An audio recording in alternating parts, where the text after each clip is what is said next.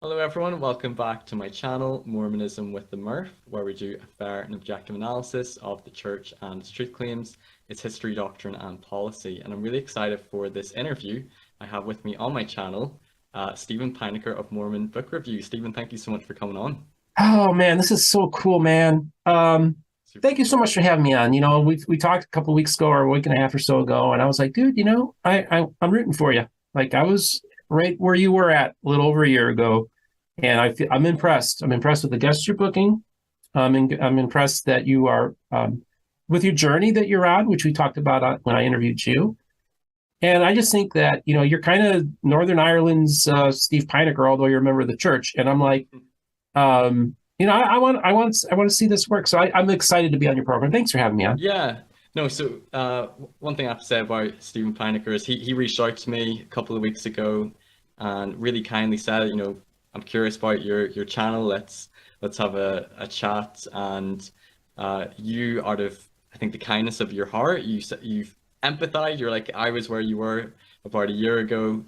I want to try to help promote your channel, which was really nice of you as well. And it's been really fun just to get to know each other more. So he did an interview with me on his channel, Mormon Book Reviews. So if you want to go and watch that, you can. If you want to learn a little bit more about me and my sort of faith journey and why I started my channel. His channel as well, it's a great YouTube channel and a podcast. He not only talks about the church and its history, but all the different branches or movements of the Restoration. And Mm-hmm. you get on a lot of people, lots of really amazing historians, scholars, critics, apologists, not just with our church, but different branches and even Christianity and religion. Some Mm-hmm. people I've not even heard of, and that's been going, I think, really well. You've got what, over 2,000 subscribers? Yeah, I just crossed over 2,300 the other day, and it's just been a pretty consistent growth, about 5 to 10 new subscribers a day. I like that the channel is not. I mean, it's exploding in its own way, but if I'd be overwhelmed if it was 20,000 subscribers this quick. So I feel like the slow but Mm, steady growth has really made it manageable for me. yeah, you've not been given more than you can handle, so to speak. Exactly. Yeah, that's right. And so before we dive in to your story, we're going to definitely talk about his podcast, Mormon Book Reviews. We're going to be talking about his faith journey. He was also in Mormon Stories.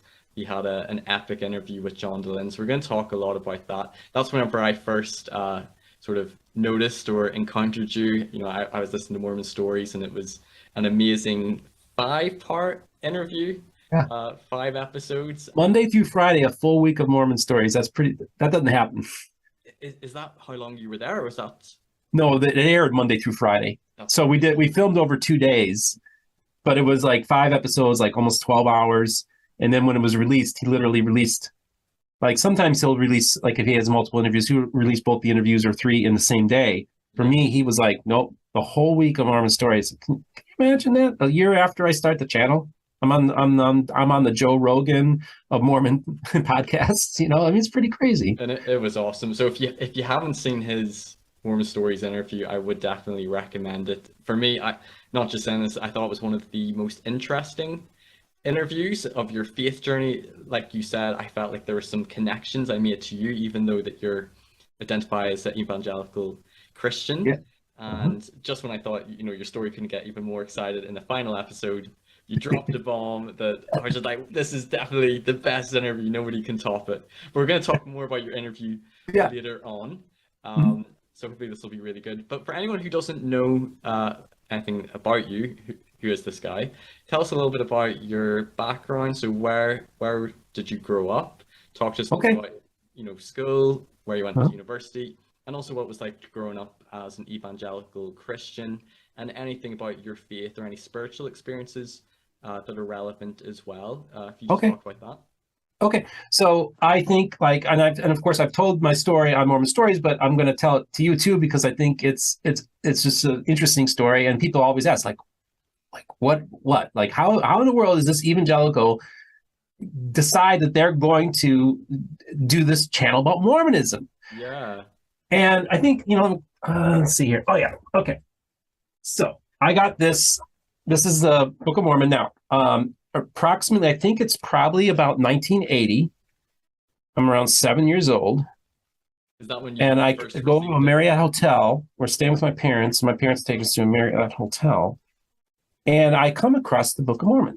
And I see these paintings, the Freiberg paintings, dude. Oh yeah. There's And I'm a little boy, Samuel and the I'm Ammonite. seeing war, I'm seeing action. And these two, I think they're back to back. They're very stunning. Because then I see the war, and then I see Jesus returning during the New Testament. See, that looked like the second coming in the Old Testament days, right? So I'm like, what is this? So this was Right? at a What's going hotel, on here? you So my said? parent, what's that? You said this was at a hotel and you were 7, Yeah, did you say? Marriott Hotel, because the Marriotts, they always had a Gideon Bible and a Book of Mormon. All hotels in America basically have a Gideon Bible, and if you're in Utah, maybe they have a Book of Mormon. But all Marriott hotels, and they actually give you access to all the Holy Scriptures throughout the world that are available. But the two that they have in the hotel room are those two here, at least here stateside. So I go to my parents, like, what is this? And they're like, well, that's another group. That's another Bible. We don't use that, and just kind of gave me a superficial, thing about what Mormon is. But I was interested because then as a little kid on Channel 38 in Chicago, like the largest Christian television station in the country, they air the God Makers. So I'm seeing God Makers in the early 80s when it's come out on TV, right? And so now all my exposure is all anti stuff. It's all evangelical. It's all anti. And then I attended a Christian school, and we're on a basketball tournament. And this is the very first book of my collection. I stole this from a Marriott hotel. And this has been with me since the early 90s. So now we're talking like 30 years. It's This is my okay. first book. You were So as 7. You're before the age of accountability. no, this is so then I just I start in my early 20s, so probably around the time I'm attending college is when I start accumulating my collection. Just so I attended a Christian high school. I attended a college where I was a poli-sci guy, and then I ended up being a department head in the city of Hammond, Indiana, which is borders Chicago. So I'm born just outside of Chicago. And I was the department head. So here I am. I'm still in my early. I'm not even 25 yet, and I'm a department head for the Department of Weights and Measures in the city of Hammond, Indiana. It's a political appointee, by the way, because I was involved in politics. I did political consulting. I ran a congressional campaign when I was 20 years old. So I have in Lake County, Indiana. Okay, is just outside of Chicago. Okay, now Lake County, Indiana, really is more like part of Chicago than it is part of the state of Indiana. So it's a machine politics, just like in Cook County, Illinois, which is notorious for like corruption. And you had the same type of corrupt political system that I grew up in. And so I maneuvered myself in that world. And so like even somebody said, man, you're really entering a minefield in this Mormon thing. And I said, look, I cut my teeth on Lake County, Indiana politics, going against the political machine as a kid that couldn't even buy beer yet. So I know politics. I know how this all works. So that I didn't realize at the time, but that was preparing me for, I think, this where I'm at now, because it is a minefield when you enter into this world. Yeah. So I'm attending a Weights and Measures conference in Portland, Oregon. Now, because I'm not 25 yet, I cannot rent a car. So within walking distance, I'm in downtown Portland, within walking distance of the hotel where the conference is at, there's Powell's bookstore, which is at the time, I don't know if it still is, but was the world's largest bookstore. And because we're in the West Coast of the United States, they have a very large section about Mormonism. So basically, whenever there were any breaks or, during the conference or it was over, I'd walk over there. And I would just park myself in front of there and just consume everything I could, go through the books. I was like a kid in a candy store. So then one of the days I was there, I run into this kid who's probably around my age. I think he was around my age. And he had just converted to Mormonism. You're 20. Yeah, he's like in his mid-20s. Yeah. And he had just converted to Mormonism. I'm like, okay. Because at this point, I'm a young Calvinist, charismatic Calvinist who thinks he knows everything. Oh, it's a terrible combination, by the way. And briefly what a Calvinist is. For some listeners, they may not know the difference between. Yeah. They might just think Protestant. What's right. The difference between a Calvinist and? Of course, you being in Northern Ireland, the Presbyterianism is a form of Calvinism. I come from, my heritage is Dutch Reformed, Christian Reformed Church, which is historically one of the most important Calvinist denominations, period, like in America, but even worldwide, because they're the ones that came up with the NIV Bible. They're the ones that initiated the program for the NIV. Almost all your Christian book publishers are based out of Western Michigan, all Dutch. So a very influential, small denomination, but highly influential. So I generationally, I trace people from the Reformation era. There was actually like a minor reformer leader in the Reformation movement in Holland that had the last name Pynakker. Oh, no way. So it goes back to like hundreds of years. So I come from this long line of Dutch Calvinists. Well, my parents get involved in the charismatic renewal movement. Now, what is a Calvinist? Okay, well, they believe in the tulip, which is total depravity. Well, I could go through it, but it's basically everything's predestined. You really have no say in the matter. God is sovereign. He's in control. Basically, and we're just kind of playing out this kind of like this pre-scripted drama that's already been written. You have no say. You really have no choice. Everything's been predetermined. And basically, let me just be blunt here. All right. In their worldview, it was God's will that Anne Frank be caught and die in a concentration camp. And it was God's will that one of those guards at the concentration camp, who is a professing Christian, right, that he's predestined for heaven. And there ain't nothing you can do about it. And guess what? That's called God's love. And that's essentially Calvinism. And then let's talk about the Holocaust. The Holocaust was God's will. They were all predestined to be thrown into those gas chambers and be burned. And not only the smoke that came from those smokestacks, that represents God's love. Because that's like an incense to him. Because God is sovereign. And whatever you have coming to you, you deserve. I mean, that's Calvinism, like it's the worst representation. I usually like to steel man my arguments, not straw man. But really, when it all comes down to brass tacks, that's why I had to leave Christianity in one sense, because that version of God, in my sense. Now, look, I'm talking really hyper Calvinists here. There are people who are Reformed, who are good people, who are Calvinists that would maybe they understand. All right, so I'm really going after the ones that just take it to its logical extreme. Yeah. So I'm not attacking Calvinists in general. Just some of the uglier aspects. If you just kind of follow down that road, like, oh yeah, that's the problem. So I know for me, whenever I was investigating Christianity and I was listening to a lot of different ministers and pastors, and I was listening to Jack Durbin, that was probably one of my biggest issues. Was I remember going to a Christian service and the minister talking about God's sovereign, that he's already pre-chosen who's saved and who's not, and that all things have been predetermined. And to me, all the big issues I had with Mormonism, nothing seemed worse than a God who's already predestined, who's going to hell, and who's already saved. And to me, that was, and not to attack anyone's belief, but for me, that was something I found really difficult to accept and understand. How could he be a loving, just God, right, but yet hold to this view? Yeah, and that's the thing. See, this is how I look at it, is that I don't see any difference between the God of the atheists and the God of Calvinism. They're the same character in my mind. So when atheists argue against God, they're basically they're attacking the God of Calvinism. See, that because and so that's the issue that you have. And so, like, I tell people, it's like a lot of these, and see what happens is, what ends up happening is a lot of these, if you go on YouTube and you see a lot of these young YouTubers who are atheists, many of them came from Reformed Calvinist background. And they just kind of they're just basically taking all the arguments and just basically using the same template that Calvinists use, but now they're using it as atheists. You know, I tell people, one of the jokes I make is, I used to be a Calvinist and then I found Jesus. But I also say I used to be a Calvinist, but I'm not a Calvinist anymore, but I still think like one, if that makes any sense. Like, I try to be rational, and because there's some intellectual qualities to Calvinism that I find admirable. It is quite logical.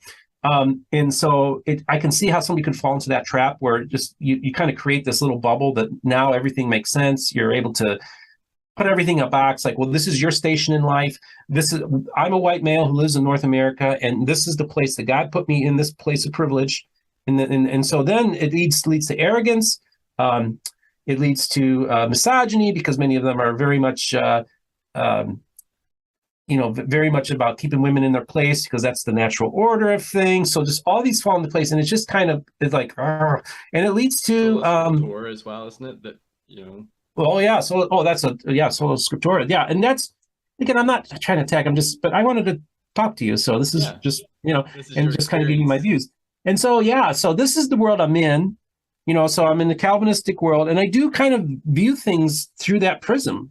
Like, I've been predestined. I'm one of God's elect. And so I feel like I could win a debate with anybody.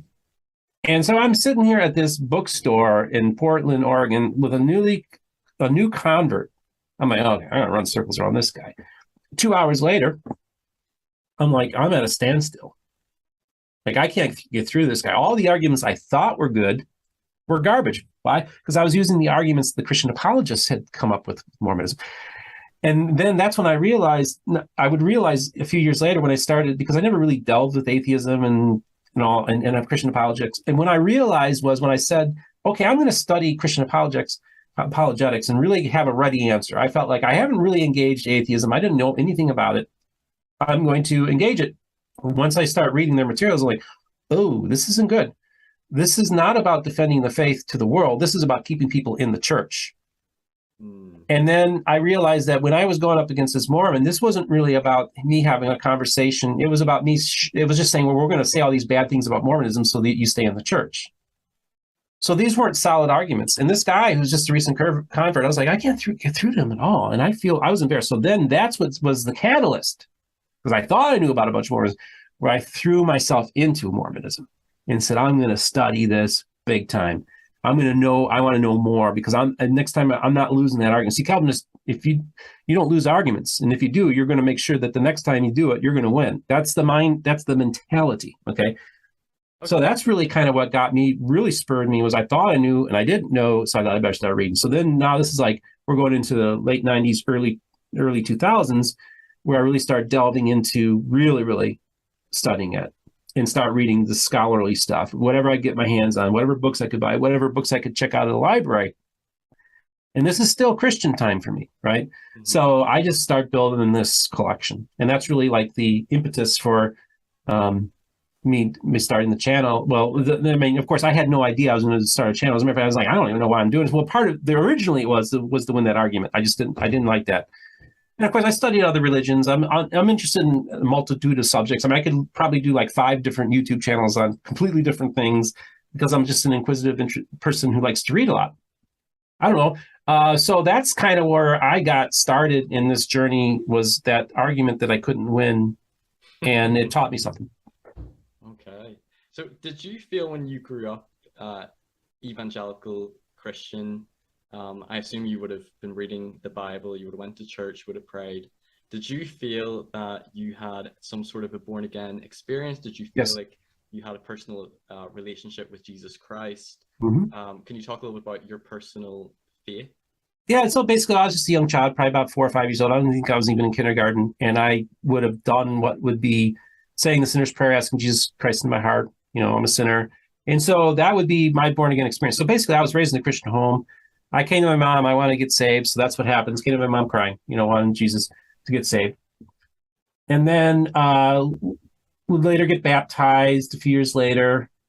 And then I don't remember the chronology exactly, but in 4th grade, I received the baptism of the Holy Spirit, where I had hands laid on me and I started speaking in tongues. And then I fell to the ground. I was slain in the spirit, is the vernacular that we use in our tradition.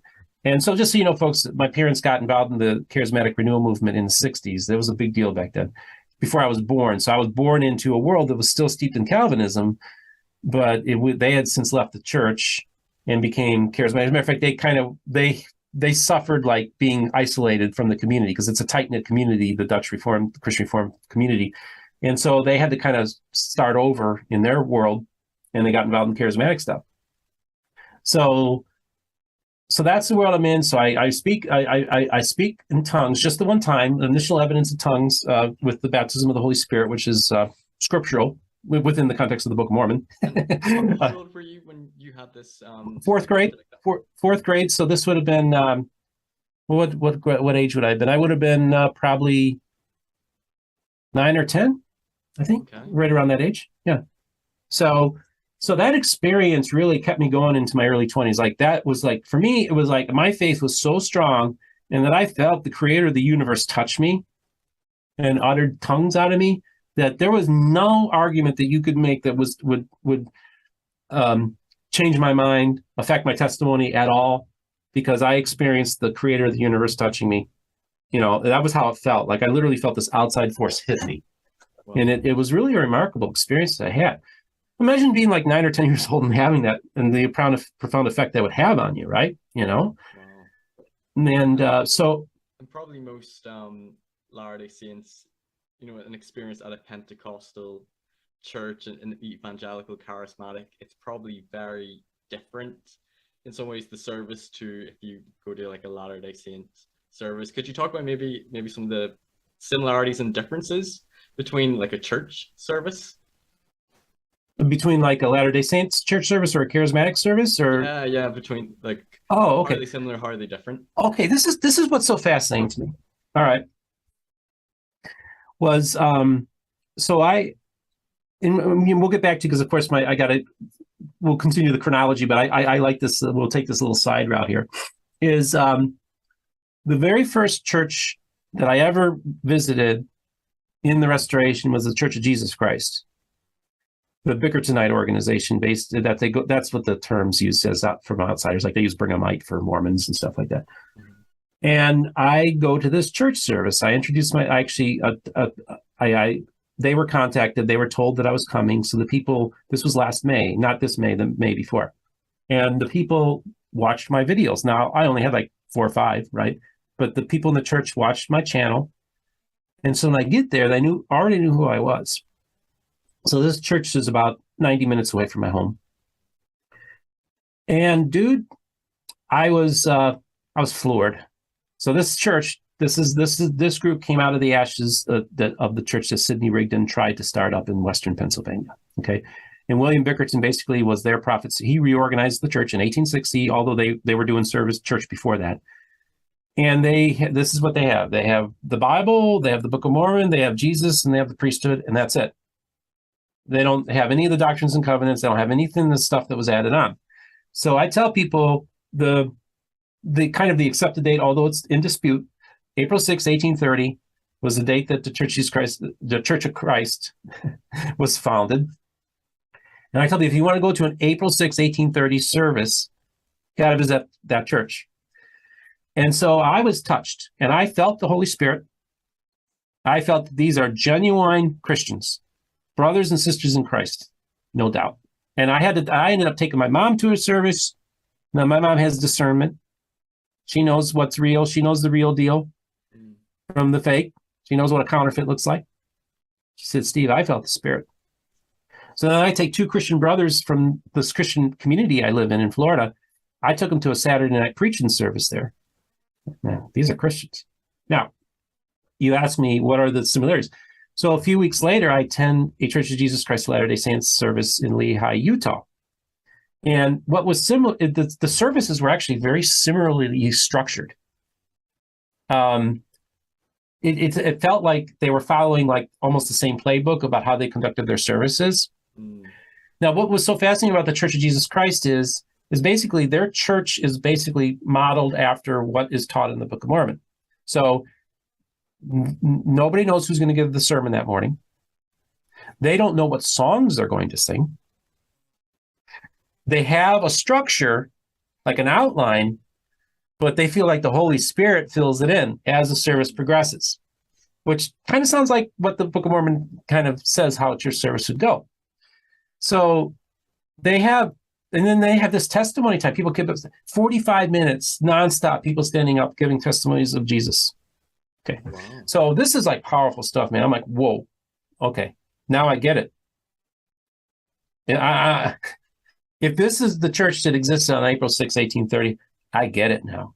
Yeah. Like as an evangelical, as a spirit-filled born again Christian, I'm like, okay, I'm having church service and the Holy Spirit's here. This is the thing. This is what's so weird. Um, So then I go to the Lehigh, the branch of Lehigh, and it's like it was just so quiet. I've never been in a church service where people like sung the hymns like almost just barely above a whisper. yeah. It was so quiet. I remember the joke I always tell people is I look around, I'm in this church service, boy, these people could use a cup of coffee. And it was just, to me as a charismatic. Now I'm not criticizing, but it was just, it just didn't have the energy that the Church of Jesus Christ had. So I had this really remarkable, interesting thing where I go and I say, I visited an April 6, 1830 church, and then I visited a 2022 or 2021 church service in the Church of Jesus Christ of Latter-day Saints. And I was like, okay, now I kind of get, everything was patterned similarly, but it was a completely different experience. Now, hey, John Dehlin says he prefers the services to be more like that, to be and reverent and quiet. And I get that.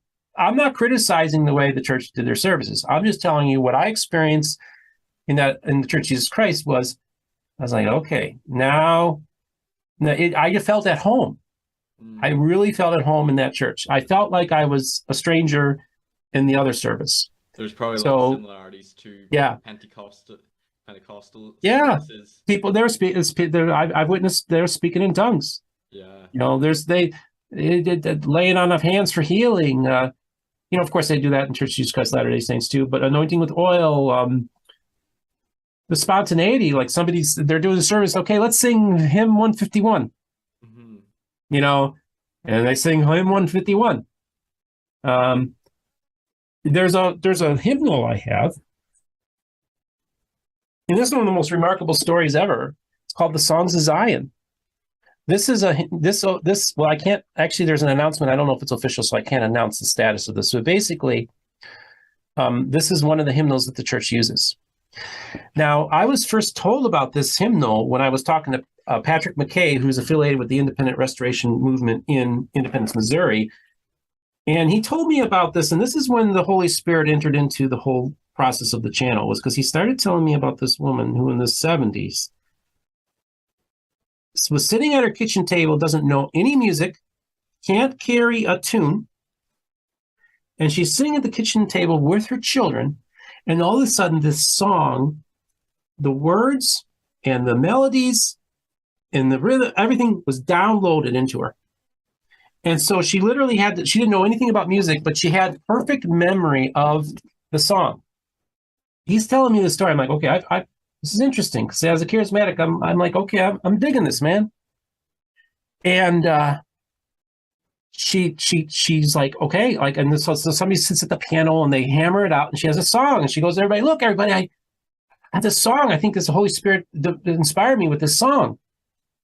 Well, next thing you know, she gets another song downloaded and another song. To now 239 hymns done in this remarkable way that I've never heard. And guess what? There's number 240 they're hoping to have ready eventually.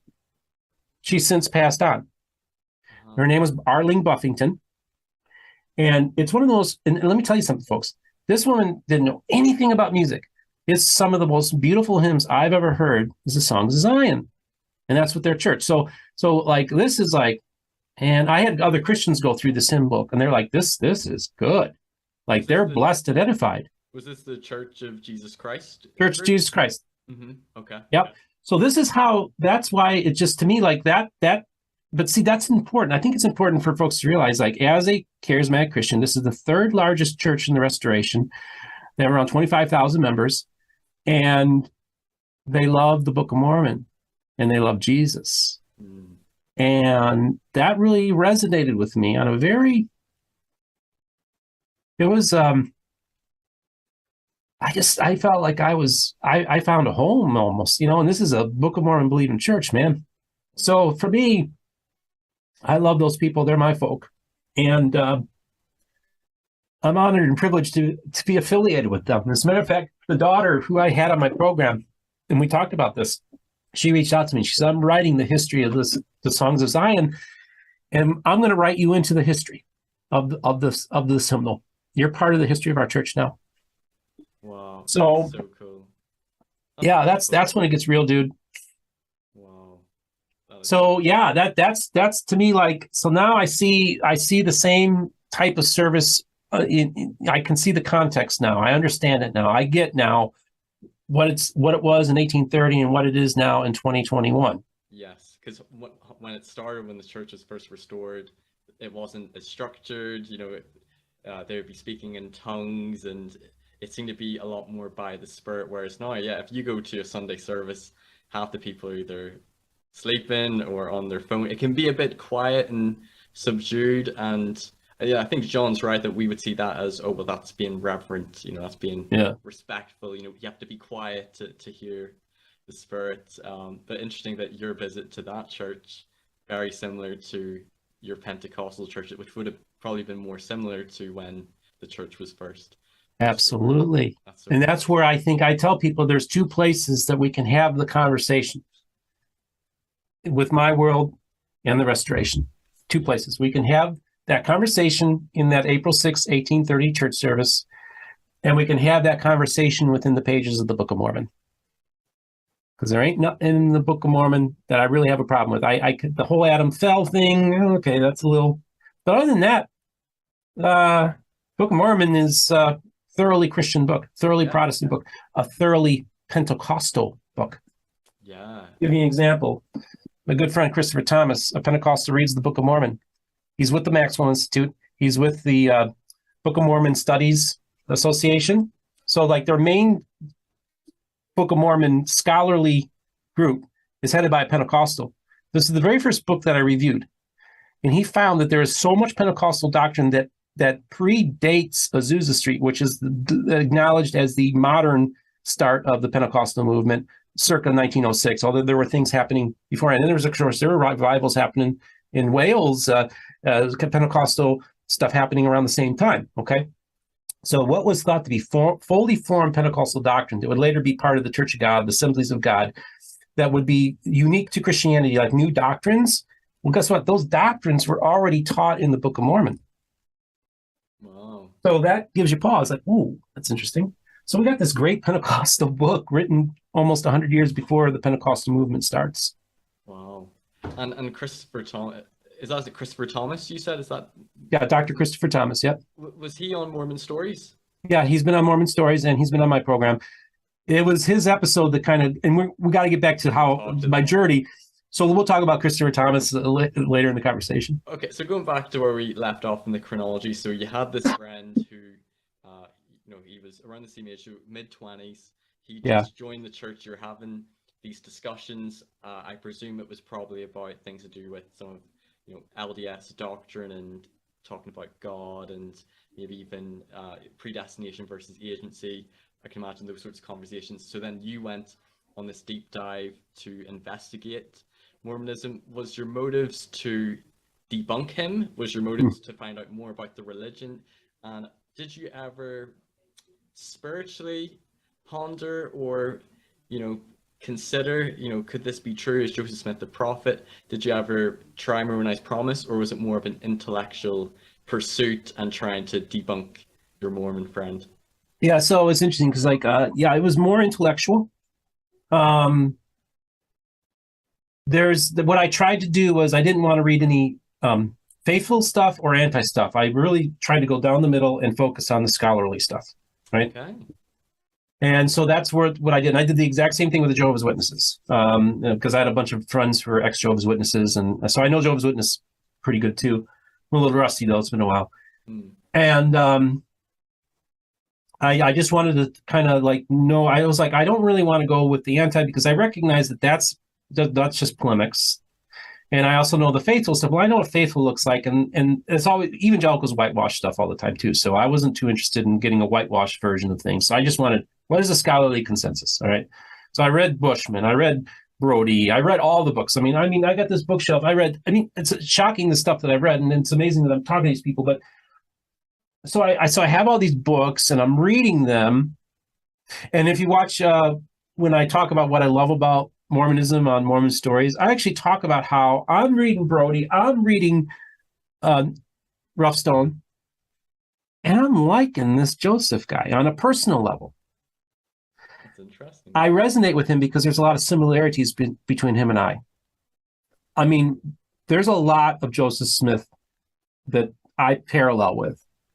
And because I remember even as a little boy, and I've talked about this before, but even as a little boy, I'm looking around and I'm seeing like there's an attack on Christianity, there's an attack on the Bible. It seems like there's no revival and that there's something really terribly wrong in this world.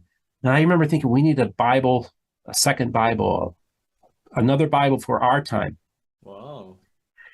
And then when I hear about this young farm boy who engages another Bible, whether he made it up or he encountered ancient scripture, that's a matter of faith. But to me, it was like, oh, yeah. So now I can see how, like, one could see the need for another Bible because I saw the need for another Bible, that our Bibles were too ancient and that they weren't addressing the concerns of our day. And so then here's this another Bible that comes up and addresses the concerns of the day. So now when I grew up, I used to get into arguments with people about infant baptism. We would get in arguments. I believed in believer's baptism. My Reformed buddies believed in infant baptism. We get into these big arguments. Well, now you got a scripture that settles it, right? So to me, it's like I felt like an affinity for Joseph, the boy, probably when I was a boy, a little bit, although there's a lot of anti-stuff. And then I felt an affinity for Joseph because I could see and understand where he was coming from. I believe that Joseph Smith had what one would call a born-again experience. That was the first vision. Similar I don't know. Google. Yep, that's Dan Vogel. Yeah, now some people talk about different dates and all this and say, okay, let's say there's something happened when he's 14 years old. I think something happened to him, just like it happened to you, as you talked about, as we alluded to in my interview with you. And I can see everything about Joseph Smith makes a lot more sense if he's a sincere, believing Christian. Everything that happens afterwards actually makes more sense than if he's a con man, in my mind. No, I think I would agree with that as well, because there'd be a lot of sort of people who are against the church, critics or Christians who could sort of attack Mormonism, who would just have you, Joseph Smith, as just a deceiver, a false prophet, a charlatan. And it's very interesting that you're reading these books like, No Man Knows My History, Rough Stone Rolling, and you're having this understanding, this connection with Joseph, and you're also having this nuanced view of him, even if you don't believe he's a prophet. You can resonate with him. That's so interesting. Yeah, dude, and that's the thing. Like I'm engaging him via the biographies, and this is the thing. Brody gets Joseph wrong. Brody assumes he's a con man. I look at Joseph and say, no. You don't get it, Fawn. I love your book, but that's one of the fatal errors of the book, is that it just assumes he was doing the con the whole time. This was a long con. No. He was a believer, man. He was a believer. And if you read the letters he wrote to Emma, like when he's out east, and he's just talking about the wretchedness and the sinfulness and how he wants to bring souls to Christ, in his personal letters he's writing to Emma, this is not a con man. I think this is a man who had a heart for the Native Americans. He said, man, you have a heritage. You have a great heritage. You are the chosen people, and you need to reclaim, and we're going to help you reclaim your status as a great and mighty people. And that's like radical thinking for that time. So I think he has a heart for the Native Americans. He's seen what's being done to them. Don't you realize these are God's people and that they're going to play a role in the end of days? Right? Man, this is a man who, whether it's inspiration, I'm just saying this is what I see. I see a guy who had a heart for souls. He had a heart for the Native Americans in a unique way. Now, there's a lot of racism and all. We can talk all about that. But he was also a man of his times.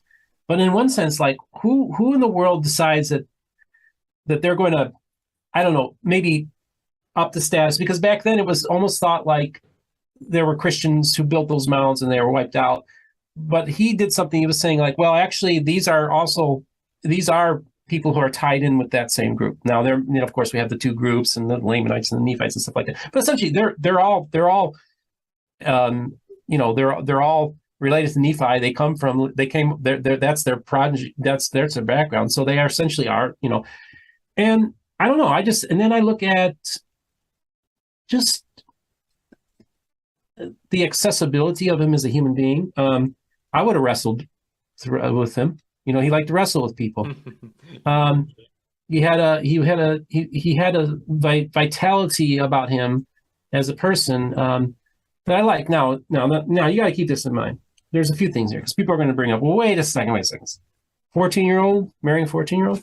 Well, I'm a male. I didn't quite ever see. I assumed actually what a lot of people assumed was 14-year-olds got married regularly by older men, that they matured much older. They were much older.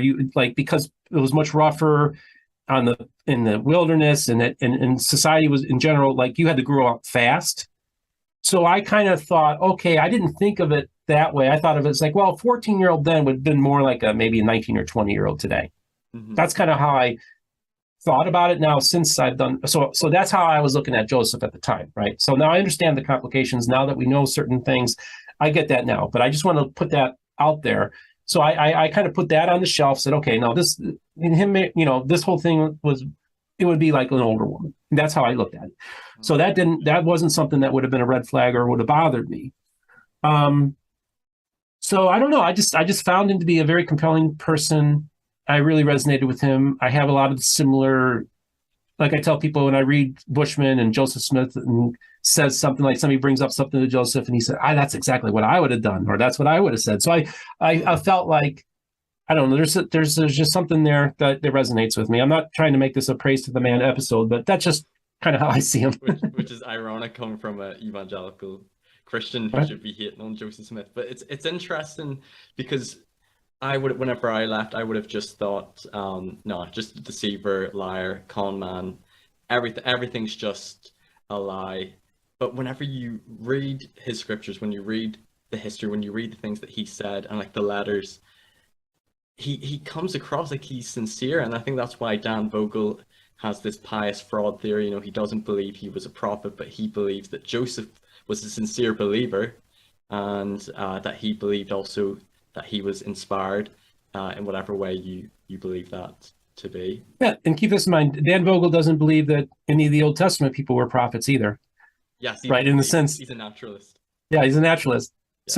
So and this is the other thing too, is like folks like, well, they point out the character of Joseph. I'm like, well, David literally died with his sex slaves in bed with him. And he wrote the Psalms, and he was the apple of God's eye. Solomon had hundreds of wives and concubines, not thousands. And he wrote some of the most beautiful poetry ever written in Scripture. Unfortunately, Joseph didn't care for it. I think that's a big mistake on his part. But so you have men who wrote Scripture who I look at, and then the whole issue of multiple wives. Well, I mean, Moses, Abraham, the patriarchs, they practiced it. So when people bring up all the shortcomings in Joseph, I'm like, man, that's not a deal breaker for me, because I can find parallels in my own scriptures of flawed men who were used by God. And to me, that makes more sense. Like if I'm trying to encounter Joseph Smith and I'm going to steal man, the big thing I do is I steal man. I don't like to straw man. I want to build up the best arguments, because I think that's the best way to encounter it. So I'm like, okay, well, if Joseph Smith was a prophet, what should I expect? Right? Or if I just make certain assumptions.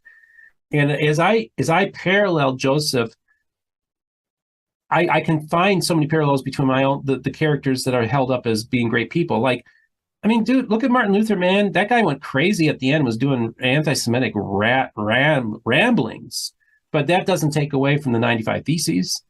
Right. So I just think that, as we know, that, and that's what's so interesting about the Bible, is it does present that's one of the things about the authenticity of the Bible, is that it presents its characters as flawed individuals. It doesn't try to give you a whitewashed history of these people, like how great of a man of God Abraham was. Like, no, he was a scoundrel. And he could be, he's a liar. There's so many different things about Abraham and David and all these guys, problematic people, man. So I'm like, okay, so you're going to attack Joseph Smith. Yeah. And then you're going to quote from the Psalms, like, makes sense to me. And So, I think one of the things that a lot of members struggle with is we've been brought up and we see Joseph Smith is next to Jesus in terms of righteousness, and we're told this very whitewashed history, but really, he was imperfect. Even if he was a prophet, he still made plenty of mistakes. He was human, and like you said, even the prophets in the Bible were definitely had their flaws as well. So moving on next in your story, I'm having fun, by the way. This I'm is having great. fun too. This is really good. So you're now studying and you're reading more like scholarly books Hmm. about Joseph Smith and Mormonism. Is this what, late 20s, going into your 30s? Is this Yeah. what? So this has been, yeah, like, well, I would have been, well, this would probably been about mid 20s when I'm really, really engaging. Like, I thought I did my homework. I didn't. I wasn't even doing Mormonism 101. I mean, I was doing preschool. So I just delved into it because I just found it interesting. And see, this is the other thing too. So now we're entering this time period where there's personal things happening in my life too, which we'll get into at some point Mhm. because you would ask me, and I'm like, yeah, yeah, yeah, please. So I've suffered from depression most of my life since like I was probably around 13, severe depression. And so I've been dealing with depression since I was in middle school or junior high, whatever you call Mhm. it.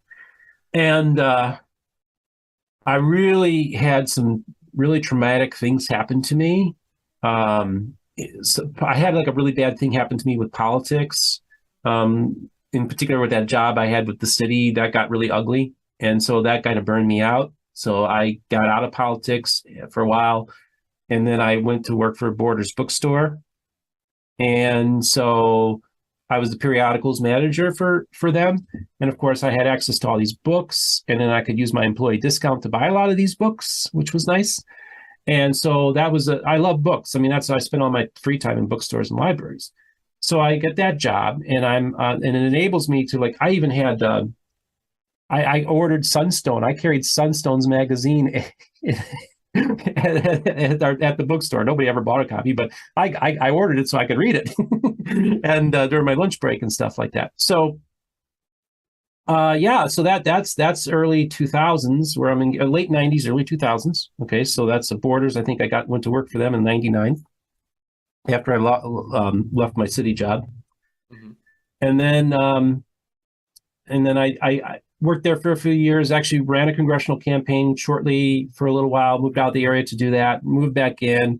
Couldn't figure out what the heck I was going to be doing, so I had an opportunity to take a job as a car salesman near the south side of Chicago, Calumet City, Illinois. For those of you, that's the home of the Blues Brothers, for those of you who've watched the film. So Calumet City, Illinois, it's on the south side, near the south side of Chicago. And folks, I was pretty good at it. I didn't sell a lot of cars, but I made a good commission on my sales. And that was that's another training ground. See, if you can sell cars on the south side of Chicago, you can sell cars anywhere because you're dealing with this huge demographic of people from very, very wealthy to very poor. You're near some of the poorest neighborhoods in the country, and you're near some of the wealthiest neighborhoods in the country, all within like a 10-mile radius. Yeah. And so you have that mixture of clientele of customers, a lot of Mexicans, a lot of African Americans, blue collar people, wealthy people. So you're doing this cross section of dealing with different people. And one of the things I got really good with was I could sell a car to anybody. I didn't care who your background was, rich or poor, black or white. I mean, even the African American salesman, they'd be looking at me, how in the world are you able to sell to, like, you do, you sell better than I do. Like, there was a little jealousy. That's how but they saw that, like, because, in Northwest Indiana, Chicagoland is still one of the most segregated regions in the country. So everybody's like the Dutch are one ethnic group. You have the Irish, you have the Italians, you have the Greeks, you have the Serbians and Croatians. I mean, look, there would be soccer matches going on between Serbia and Croatia where the Chicago Fire play, and they'd have fights break out. Like the old battles from the old countries still go on in Northwest Indiana because you have people that are really identified with their ethnic group. So it's really a fascinating world to grow up in. And it's still that way. I think it's still that way. And so it's highly segregated. Everybody's kind of aware of their ethnicity. And so that was what gave me an advantage, because basically everybody, all the car salesmen basically just sold to their people, essentially. Okay. And I was able to sell to everybody. And that taught me a lot of, the politics helped with that, because, when you're out there, because I ran for office, you got to be able to appeal to people. So it was developing those social skills to be able to reach out to anybody from any background and not prejudge them. And I can see the links to your channel. Yeah. Yeah. And and so if you get this, because, and this is the thing, that many of them were very, and it doesn't matter what their background was, many of them were very, very biased against certain groups of people. Everybody had them. And I recognized, in one sense, that was my niche. I was like, well, wait a second. I'm not just selling the white people, man. I'm selling the Mexicans. I'm selling the black people. I'm selling the LGBTQ people. Because, again, back then, if a queer person walked in that store there, I'd be the only one to greet them. Okay, that's the kind of world that I grew up in. And so, and it was a highly misogynistic place. The women there were treated so terribly. I mean, it was like the 1950s. I literally worked at a place that was like in the 1950s. So weird. Wow. And so, yeah, so I do the car sales for a while. And then around the mid 2000s, man, I ended up leaving that job, took another job at another car place. That ended up being a disaster. Kind of had I was in the process of having a breakdown as I was leaving the first job. And then I was going to see therapy, and I was kind of getting a little better. And then I was getting better. And then that second job happened, and that fell apart. And then I just spiraled. And basically just because it was the first time I was ever fired. And that was a great blow to me. So it really affected me, but I spiraled. And I was out partying every night. I was out drinking, shutting down bars. Where I'm from, the bars shut down at 2 a.m. in the morning. But then there's unincorporated areas where their bars stay open until 4 a.m. So sometimes we'd shut down the bars at 2 a.m. and then we'd all head out to the bar that stayed open till 4 a.m. Yeah. So I was drinking a lot. I was sleeping around.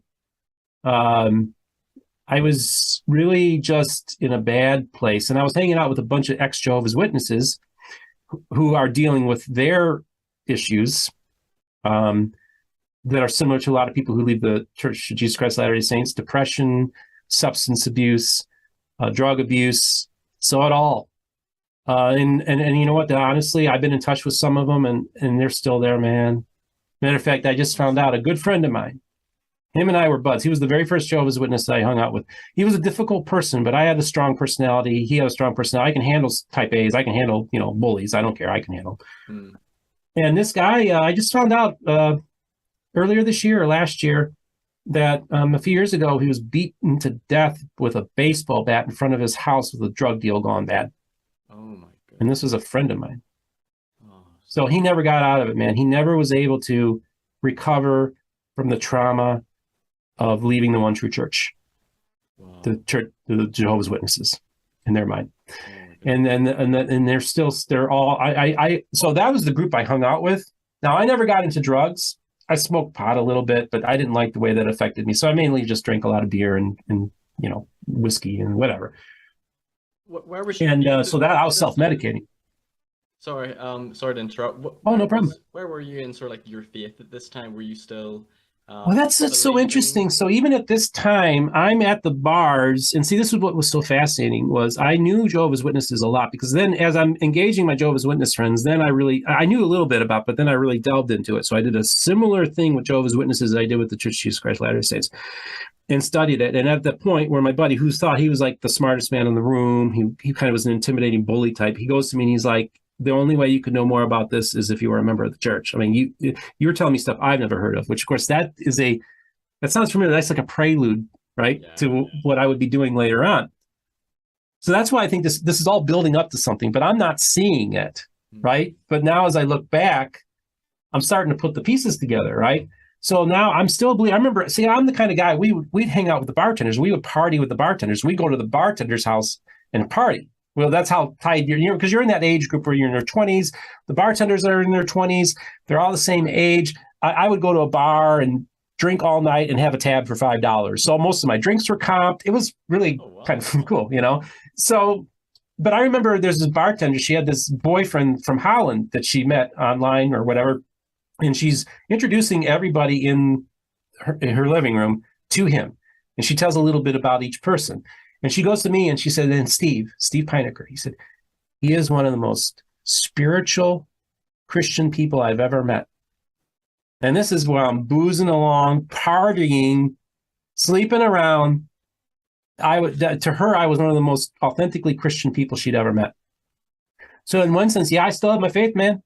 I'd have these Jehovah's Witnesses hanging at the bar. And see, this is the interesting about Jehovah's Witnesses in general, is that they're one of the few groups that came out of the 19th century that doesn't have a prohibition on drinking.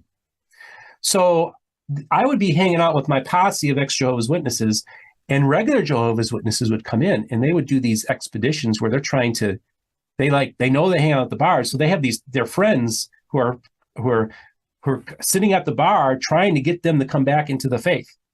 Okay. So then I get to hone my debating skills because I'm like, okay, guys, let me go out of here. Because I would get in arguments with them myself. And I even remember going to one of them and said, well, what about the Mormons? Oh, well, I did a study about the Mormons, and it's just, and I did the research, and there's just no way that could be true. And I'm like, okay, but you're a Jehovah's Witness. How much research have you done about your own church, right? So it was fascinating to me engaging these people, but also what was interesting is you're dealing with the one side where you got the exes, and then you have the actual members coming into the bars, trying to get them back into church. Imagine the conversations that you're having at the bar. This ain't just talking about sports. Especially with few drinks in you. Well, that's the thing. Like, in one sense, I'm a lot like Christopher Hitchens in that way, is that Christopher Hitchens could drink all night long and still have clarity of thought, still able to have even people would tell me, like, you'd be drinking. It's like, I can't tell that you're drunk, Steve. So I was able to always keep my sorts, about me. I could still engage in an intellectual conversation, talk about theology, talk about these things, and have 15, 20 beers in me. I mean, it was something I was capable and able to do. So like when I read Christopher Hitchens, like, yeah, that's me. I could do the same thing. And one of my favorite lines that Christopher Hitchens ever said was, I don't drink to be interesting. I drink so you'll be interesting. And that's kind of how I looked at it too. Like sometimes I would do that, that just so that the person would be more interesting to me, is like, well, they'll be more interesting when I get a few drinks in me. so that's so so I was hanging out with the ex-Jehovah's Witnesses, a lot of substance abuse going on. I'm still believing on God, and I'm actually still, in one sense, defending the faith, working on trying to get Jehovah's Witnesses to, but then at this point, I'm almost like, there's no church I could recommend to these people, because I kind of see at this point, I'm no longer going to church because I'm sick and tired of all the BS that was going on in the church. So I walked away from going to church services, but I didn't walk away from being a Christian. I just felt like attending church was just a waste of my time. And did you feel any deep down guilt or anything about sort of like the lifestyle that you were leading at this time, still having those beliefs in God and in Christianity? Did you feel? Well, I would have still been, or conflict. Well, I would have considered myself a Calvinist at the time. Oh, okay. So I'm one of his elect. Yeah. And really, honestly, yeah, I mean, I knew it wasn't good that I was out drinking all the time, right? I knew that wasn't a good thing, and I knew that it was, in one sense, it's. I didn't necessarily think of it as being a sin as much as I just thought of it as being. I was doing something that wasn't. Well, I look at it this way, like, the Bible talks way, way, way more about what you eat, what food you eat, and yet we have an obesity epidemic in the Christian church, and they don't talk anything about that. But then they're going to go after other people with their lifestyles. I'm like, type 2 diabetes is a lifestyle disease, because that's and so it's like, so I always was bothered by that. Like, well, you're going to eat all this garbage, because I was like into health and nutrition and stuff like that. But then you're going to go after somebody for drinking or smoking. That don't make any sense, to me. So I saw the hypocrisy. I'm like, okay, I'll judge. I won't judge you. You don't judge me, because if I'm drinking and smoking and you're eating and you're killing yourself the same way I'm killing myself, in one sense, you have no standing as far as I'm concerned to judge me. So that's how I would have looked at it. Okay. No, makes total sense. So when did you go in your faith journey from, you're kind of like having this lifestyle, you're still believing in God, but you kind of went through a bit of a spiral with your mental health and such. How did it then go to you losing your faith in God, in Christianity? What caused you to then lose your faith?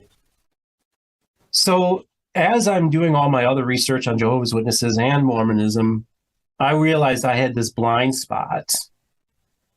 I was taught young earth creationism in school. I really didn't understand Darwinian evolution. I didn't understand science very well, and I didn't know a lick about atheism. So when I engaged, as I was saying earlier, I was engaging these apologetics materials and realizing, oh, this ain't working. This is not going to convince an atheist of anything. So I thought, okay, I need to study atheism. I need to study science. So I literally delved into atheism and science like I did Mormonism. Consumed, and this was right around the time of the rise of the new atheism and Darwin, Dawkins and Hitchens and the Dennett. And I'm just reading this stuff, and I'm reading the science stuff, man. And I'm like, I was starting to accept, okay, they're maybe not. Okay, I'm seeing it, and they're making a very compelling case to me. And then I read, I talked about this in Mormon Stories, where I was reading a letter to a Christian nation book, and the author escapes me, but I'll figure it out. But and I'm reading it, and he comes across this statement where he says, because I was like looking at like the idea of progressive Christianity, maybe I could go that direction, and he says, and for those of you who want to do your whole going to church and you're wearing your silly vestments and you're pretending and you really don't believe any of this because you're progressive or whatever, he kind of just really decided, get over it, just forget it, just walk away from all that nonsense. Because in his mind, Sam Harris wrote the book. It was the progressive Christians that were giving cover to all the fundamentalist religions of the world. The progressive religions give cover and legitimacy to the fundamentalist religions, their segment, right? So you have progressive Christianity, you have fundamentalist Christianity, you have progressive Muslims, not as individuals, and you have fundamentalists. And so in his mind, they were doing more harm than good. So when I had that aha, like, oh, then I literally lost my faith. Like at that moment, I gave up on anything of holding on to any vestige of Christianity. And then I became like a really hardcore, angry atheist. And so that's where I had that moment. And then that's when I finally, like, I was getting arguments with my mom all the time. I really don't have a relationship with my father. And one day I just go to her and she's like, I finally said, you know what? She's like, you're angry with God. You're angry with God. And I said, listen, how can I be angry at something that doesn't exist? That's how I renounced to her that I no longer believe in God. Right. And so, man, doing the whole atheist thing for a long time, suffering from depression. Now I don't have a safety net anymore. Yeah. This is it. And so I had suicidal ideation, maybe just ending my life. So I had suicidal thoughts. And there was a phase where I was experiencing that. And then I just had deep, dark depression where I was like, okay, I'm going to commit a slow suicide. So I cut off myself from all my family and friends, isolated myself from everybody I knew. And my whole going into that was because I was like, I'm going to die eventually, whether I kill myself or I'm just found homeless on the side of a road dead. But I want this to be a long time later so that none of my family and friends will be as affected by my death as if they do it while they still just saw me a week before or 6 months before, because then there's the guilt, like, oh, I could have done something. I wanted to relieve them of any sense of responsibility for me taking my life. And so I thought I will do a slow suicide. Oh, wow. So that was my mindset. But this is the weird thing, and I talked about this before too, is I didn't want to die I just knew that it would probably end up, like, you understand what I'm saying? It wasn't like I was planning a slow suicide, but I thought that's where it was going. So that's why I wanted to have it. But the only thing that was keeping me alive, so I've lost interest in everything else. So I'm interested in so many different subjects, but I lose interest in everything except, well, my sports teams, my Chicago sports teams. So Chicago Talk Radio, sports talk radio really helped me, but also Mormonism. Yeah, I remember that from your interview. You said Mormonism, in a sense, Saved my life. It did, because it was the only thing that kept my interest. And I knew, and it was the only thing that kept my interest as reading. And I knew I was a reader, so I had to keep reading. So I just threw myself into Mormonism even big time, this time as an atheist. Wow. And whenever you first lost your faith and went atheist, you shared at the start that you felt like you had a spiritual experience, as a young child. How did you reconcile that experience when you lost your faith? How did you interpret your spiritual experience? Well, I studied a lot of science, neuroscience, psychology. I recognize that a lot of the experiences that people have are, one, very subjective, and two, are almost universally experienced, which would be outside of the purview of Christianity. All different religions. Yeah. And so I recognize, so I was like, okay, now I see it. And then, you know what? I just remember because I experienced spiritual euphoria in the charismatic context, feeling this really peace, powerful presence of God. And then I'm reading, they're interviewing these suicide bombers Palestinian suicide bombers who failed. Their vest didn't blow up. And they're asked, what did it feel like to go and press that button? And almost all of them say, I felt this euphoria. I felt this great spiritual surging going through me. It's almost like their last act that they're going to do, it's almost like they have this almost like this deep, profound spiritual feeling as they're about ready to murder people. So I was like, see, then I'm like, because when people would tell me their experiences, I said, what about the suicide bomber? He had the same feelings too. Yeah. So that's why I'm very careful about the subjective experiences even now, because I just think of those suicide bombers who felt like they were probably one with God. Yeah. And there's a video I watched soon after I left the church. I can't remember who it was by. There was all these different people from different religions claiming to have had some sort of spiritual experience, or God telling them their religion is right. And towards the end, there were some really high extreme cults where some of the people even took their lives, and they did it because they felt so strongly. And in a similar way, I thought, well, that just shows it's subjective. You can't trust your spiritual experience. It's led some people this way, some that way, and to do crazy, terrible things. And it's one thing to die for your religion. It's quite another to kill for your religion. Yeah. Oh my God. But to have that feeling that you're doing the will of God. Yeah. Wow. So that just should give you pause. That still gives me pause. Mm-hmm. Yeah, I think it should cause people in any faith and religion to consider more carefully their spiritual experiences and to reflect on them, and it's good to think critically about them as well. We've been given a critical brain. So it was during a 10-year, 12-year period that you were pretty much a full-blown atheist, but you were still reading Mormon books. Were you listening to podcasts at this time as well? Well, so during this whole period of time, so probably around 2008, when YouTube becomes very accessible, I start watching. I think the very first person I started watching was Sean McCraney's Heart of the Matter. And I've been to his church. So I've talked to Sean, and that was the very first thing I started watching. And then I'm watching all this Heart of the Matter stuff, and I think that then leads me into Mormon Stories. And then I'm one of those people that starts going down the rabbit hole, watches a lot of Mormonism. Now, I'm one of those people who probably was one of Rick Bennett's 150, 200 first subscribers when he's doing Gospel Tangents. Now he's got over 5,000. But he was another guy. So every single night I have this Roku device and I have YouTube on it, and I have it hooked up to my television. And my TV time is 9 o'clock at night. That's when I'm watching YouTube videos about Mormonism. Almost every single night, Mormon Stories, Gospel Tangents, and then whatever else I can find.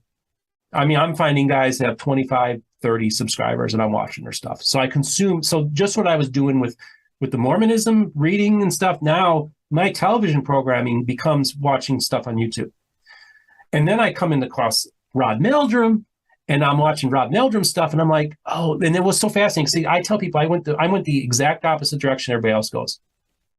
I went from doing anti stuff to scholarly to faithful. That's the order I went. So I become a fanboy of Rod Meldrum. No way. I'm a Heartlander in one sense. Wow. And I love Rod. And then, of course, he has this interesting guy on named Jonathan Nebel. And Rod's kind of like a goofy guy. He's kind of naive, but he's a nice guy. I love his spirit. I think he's a wonderful human being. Yeah. And he's got Jonathan Nebel. I'm like, man, there's something going on here. I can't quite read Jonathan, but he was saying some really fascinating, interesting things. He was just an outside the box thinker. So that's when now this is probably summer, fall of 2020 when I start engaging their stuff. So now I know what it's like to hear the Mormonese from a faithful perspective. So I got to hear it from, like, in one sense, from the X perspective with Mormon Stories. I got to hear it from more of a progressive, scholarly, middle of the road with Gospel Tangents. And then I engaged Rod in the Heartlanders, and now I'm hearing a very faithful, but kind of a little outside of the box faithful, because it's not necessarily church approved stuff. It's their own movements, their own thing. But it's like, these are how regular, really true blue Mormons who are like the foundation of the church. This is how they think. This is how they talk. They're talking amongst themselves in a way that's just for their audience. And I'm having this little evangelical interloper listening in and saying, I'm hearing a lot of similar things here. I resonate with these people because I tell people, my parents had storage, survival food in the 70s. They thought the world was coming to an end. And so many of the same books that a lot of the Heartlanders read, the same heroes. I had an uncle who was a big fan of Ezra Taft Benson. I read the John Birch Society materials growing up. So I'm tied into this right-wing world. Mm-hmm. And I told Rod and I told John Dehlin, I said I was a McConkie. We were McConkie evangelicals. So I resonate with them because that's a very similar world, very similar terminology. That world doesn't scare me because I grew up in that world. I'm not as... Very literal, very orthodox. Yeah, very literal, very like end of days, imminent, New World Order, one world religion, all the stuff that's kind of, it's all coming to a head. And that's kind of that's the world that they're in. And that's the world I grew up in. So I'm not judging it. Yeah, not at all. You relate. So now I want to get back to a little bit, because now as I'm talking about, watching all these programs, and this is one of the reasons why John wanted me on his program, is because circa probably, this must have been early 2020 or 2020. Yeah, it was early 2020. So I think when Christopher Thomas was interviewed on Mormon Stories. So you can look up the timestamp. It's been around the start of COVID then? No, this is a little before COVID. Yeah, this is before COVID. And I'm watching his interview, and I'm like, oh, here's this Pentecostal Yahoo. John Dehlin's going to tear him into pieces, because the Charismatics and Pentecostals we're similar, but we're also a little different. Charismatics tend to come from white, upper middle class Protestant denominations where their background like ours, so more like mainline Christian intellectuals. And then the Pentecostals come from rural areas or poor areas in the urban areas. So you kind of look just, they were on the other side of the tracks. I'm freaking watching this Christopher Thomas giving his interview, and he's talking about his life story, his interaction with the Mormons in the 70s. He played in a rock and roll band as a Pentecostal in the 70s, which is unusual because my siblings at the time growing up in the 70s, they were burning their rock and roll records because they are the devil. Right. He writes this book, A Pentecostal Reads the Book of Mormon. So part 2, he's kind of like defending the Book of Mormon, even though Christopher, it does not function as scripture to him. He respects the book enough to actually do what he did, a textual analysis of the book, right? So he's kind of almost in one sense being an apologist for the Book of Mormon on Mormon Stories as a Pentecostal. Is right? it defending the teachings and No, he basically John Dehlin's like, it's all garbage. There's nothing to do this thing. And Christopher's like, oh, hold on, John. Actually, let me share with you a few things I like about the Book of Mormon, or maybe let me read you a scripture, one of my favorite scripture verses in the Book of Mormon, wow. right? So then part 3 comes along, and this is where church service breaks out, where you can tell this is a conversation that John and Christopher are having about, and you could tell. So Christopher starts telling his story, and also he's witnessing to John, and he's crying. You know, there's, like I say, church service broke out, and I'm sitting there in my living room, and I'm having church service because I'm feeling the Spirit.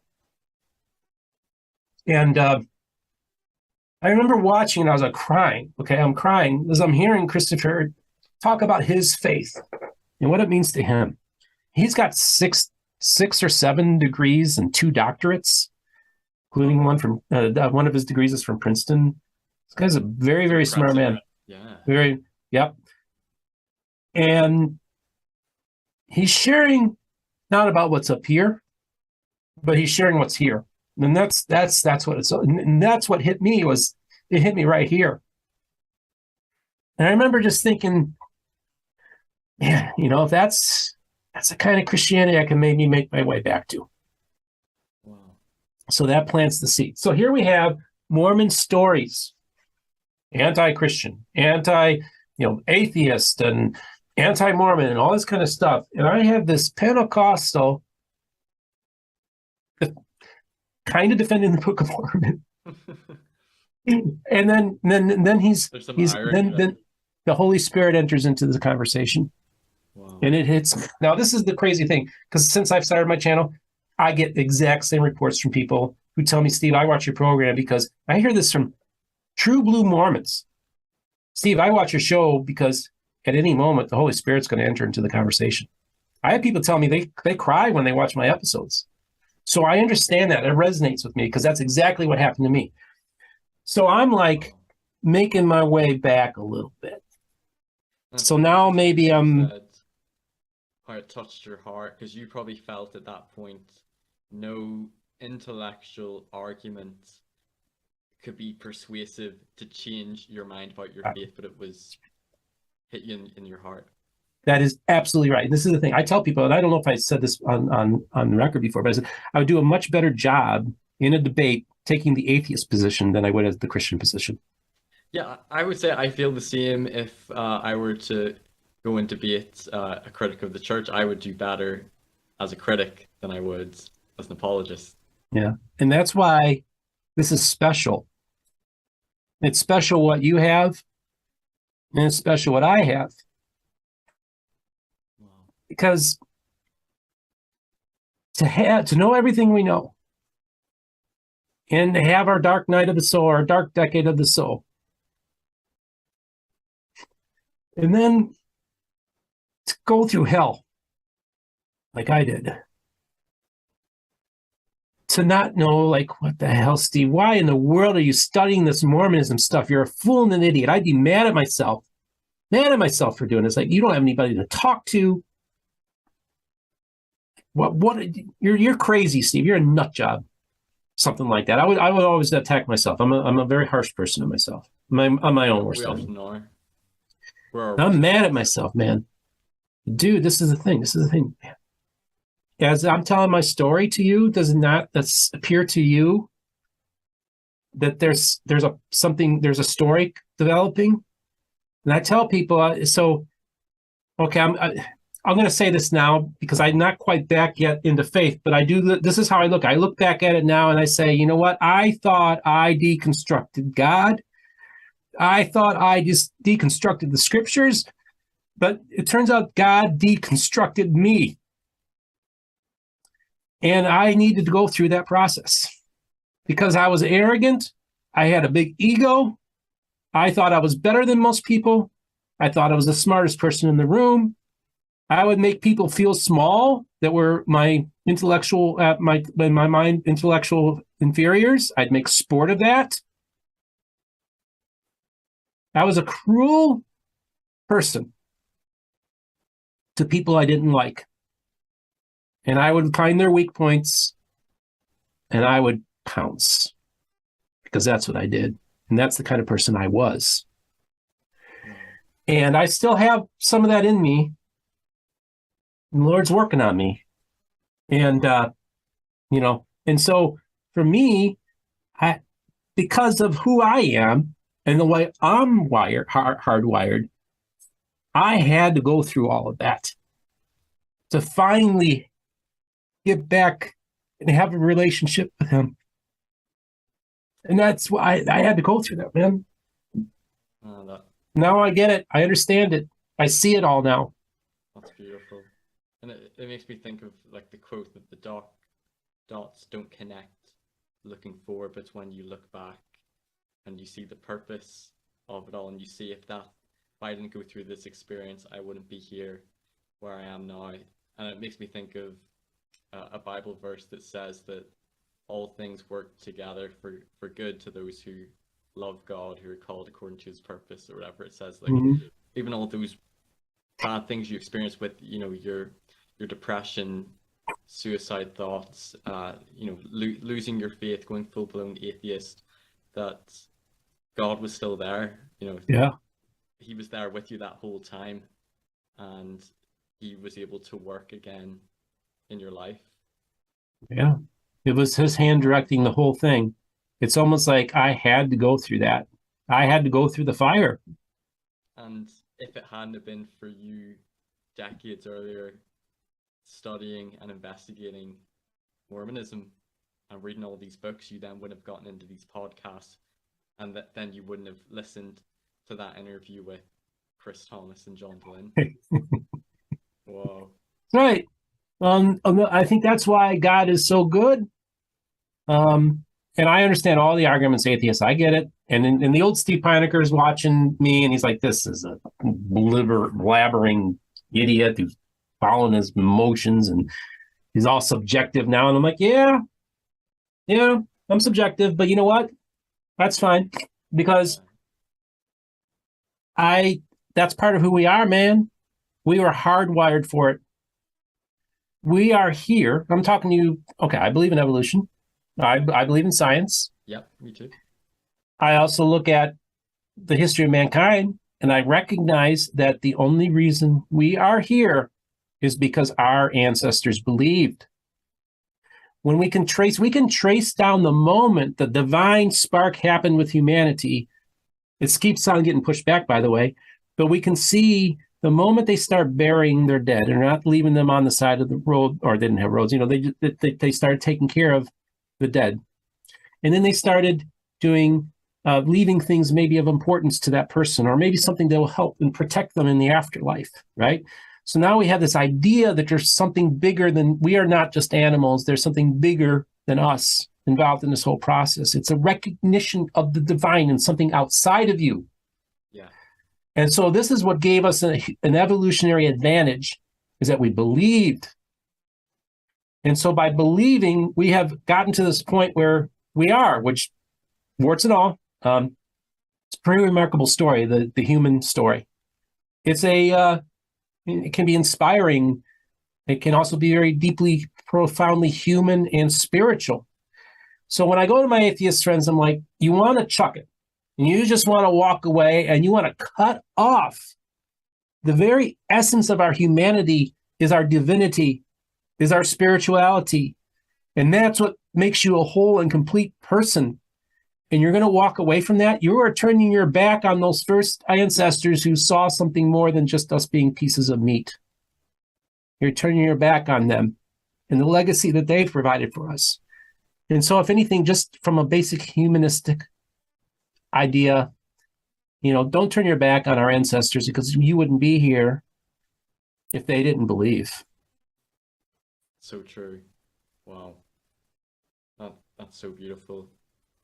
So you had this spiritual experience where you feel like it was God almost calling you back?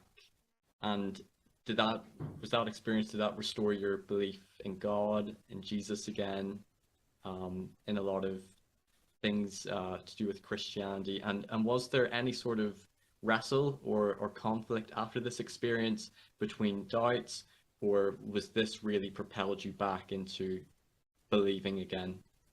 So let's talk about what happens. So COVID time happens.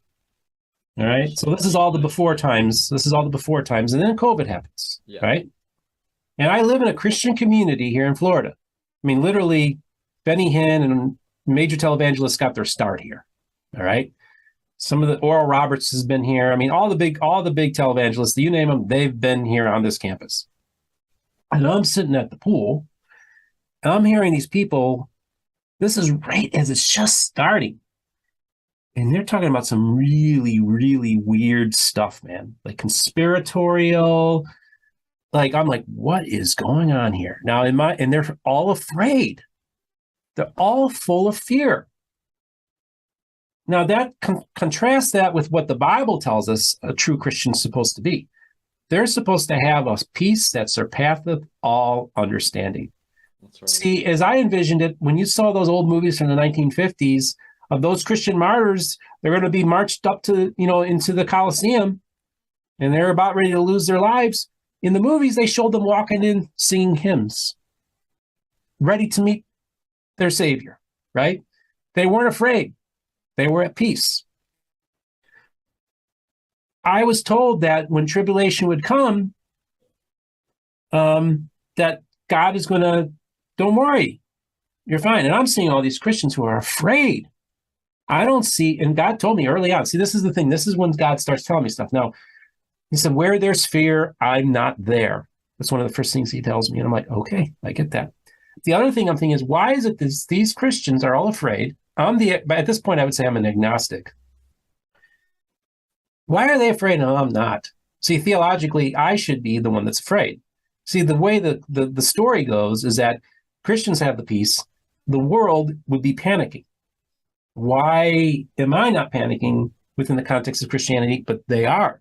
So that taught me a very valuable lesson. I tell people I left the village for like 10, 15 years, whatever, maybe actually 20, because I actually quit going to church probably in the early 2000s altogether. And then I became an atheist. So I left the village 20 years ago. I come back, it's on fire. My people are in a bad place. So then that just made me, my heart went out for these people because they've been told so many lies from the pulpit that they fell for so much BS that these so-called prophets have been teaching to them about all this garbage. That's all they know. And they're afraid because they were taught, well, don't worry. When the apocalypse begins, you're going to fly away and you're going to be raptured, left behind, right? Right. Well, we're still here and we're supposed to, and see, this is white America. We're so freaking spoiled. White American evangelical Christians. What this COVID thing, in the developing world, COVID is a Tuesday. In the developing world, they're living in the tribulation. These white middle class evangelicals think that they're like, what's going on? And they're all afraid, like, man, you've been living in such a privileged environment that the moment, look, they're freaking out that gas is $3.50 a gallon. They're freaking out that the shelves don't have as much groceries in them. I'm like, man, we had it so good. And now you think you all these things that people have lived like this all throughout human history, much worse place than you. But because it's happening to you, now you think you're living in the last days, or there's this whole conspiracy and all this kind of stuff. It's like, no, get over yourself. So privileged. Yeah, so privileged. So that's what's happening here stateside, folks, in case you're wondering, It's crazy here, dude. It's freaking crazy here.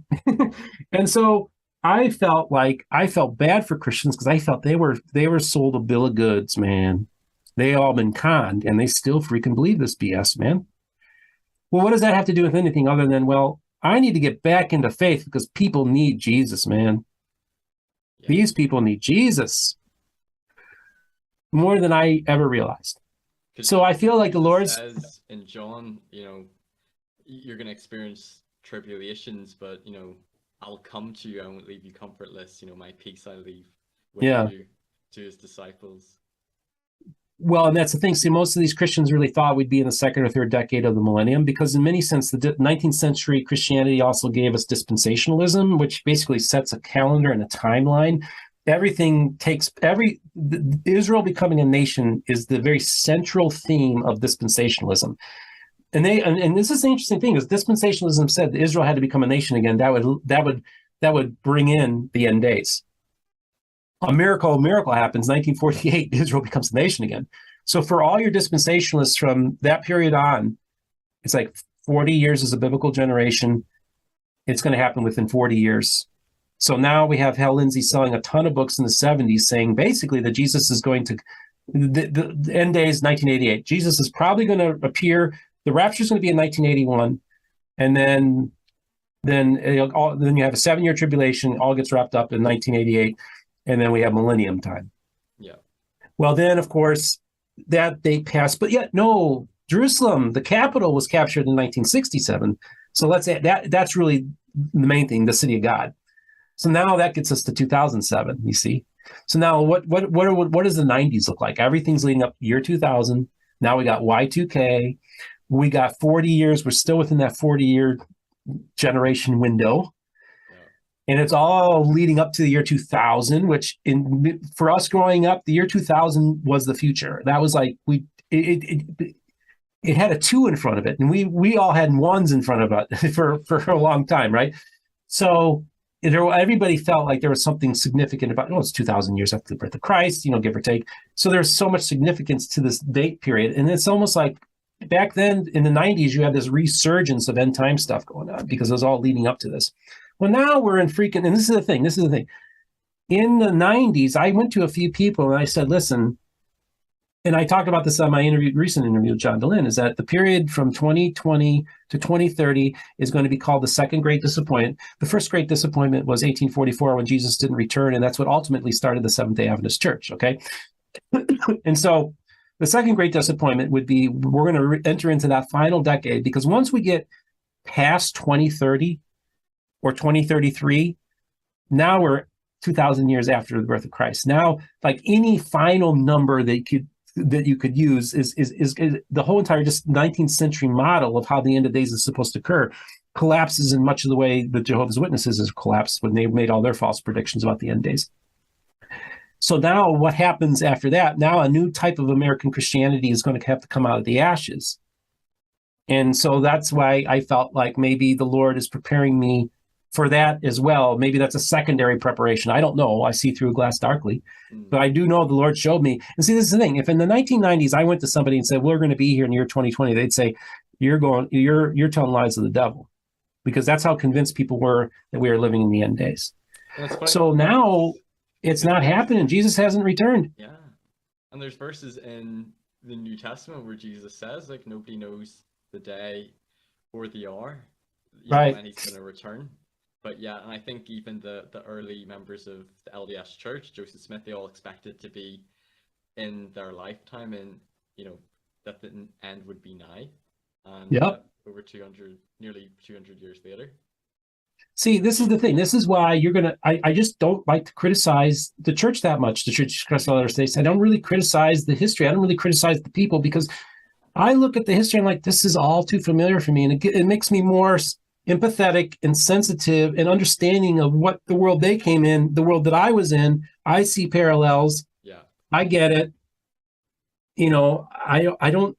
That's why I have that. Like, I don't have the same feelings for the Jehovah's Witnesses that I have for the Church of Jesus Christ of Latter-day Saints. I feel much more negative towards the Jehovah's Witnesses, but I don't have that. I don't feel that affinity I have for Joseph.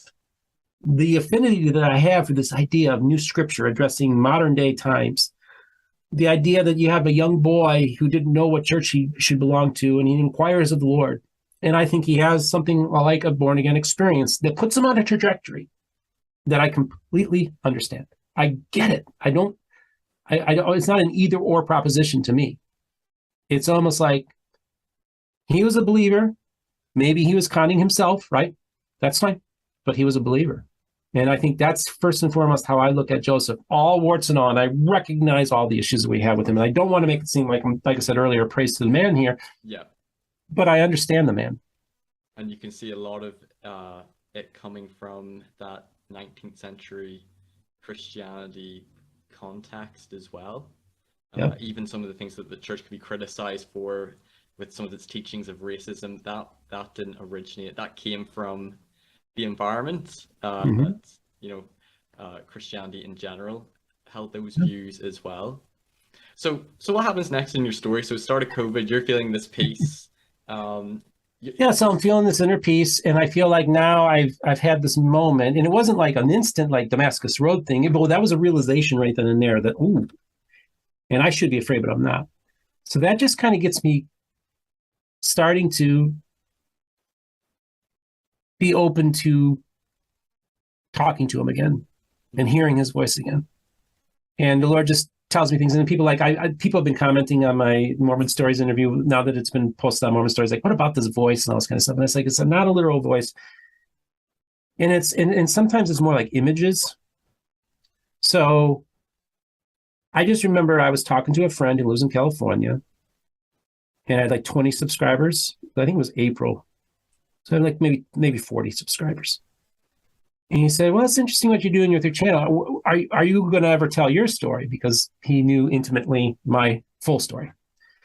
And I said, I'm going to go on this program called Mormon Stories. And I'm going to be interviewed by this guy named John Dehlin. And I'm going to tell my life story there. Because I don't want my channel to be about me. If people want to know who I am, let's just watch my Mormon Stories interview. If you're really interested, sit through the 12 hours. If you really want to get to know me, watch it. If you genuinely want, and see, that's my test. Like, if they've watched the whole thing, then I know they're my friend because they're genuinely interested in hearing my story.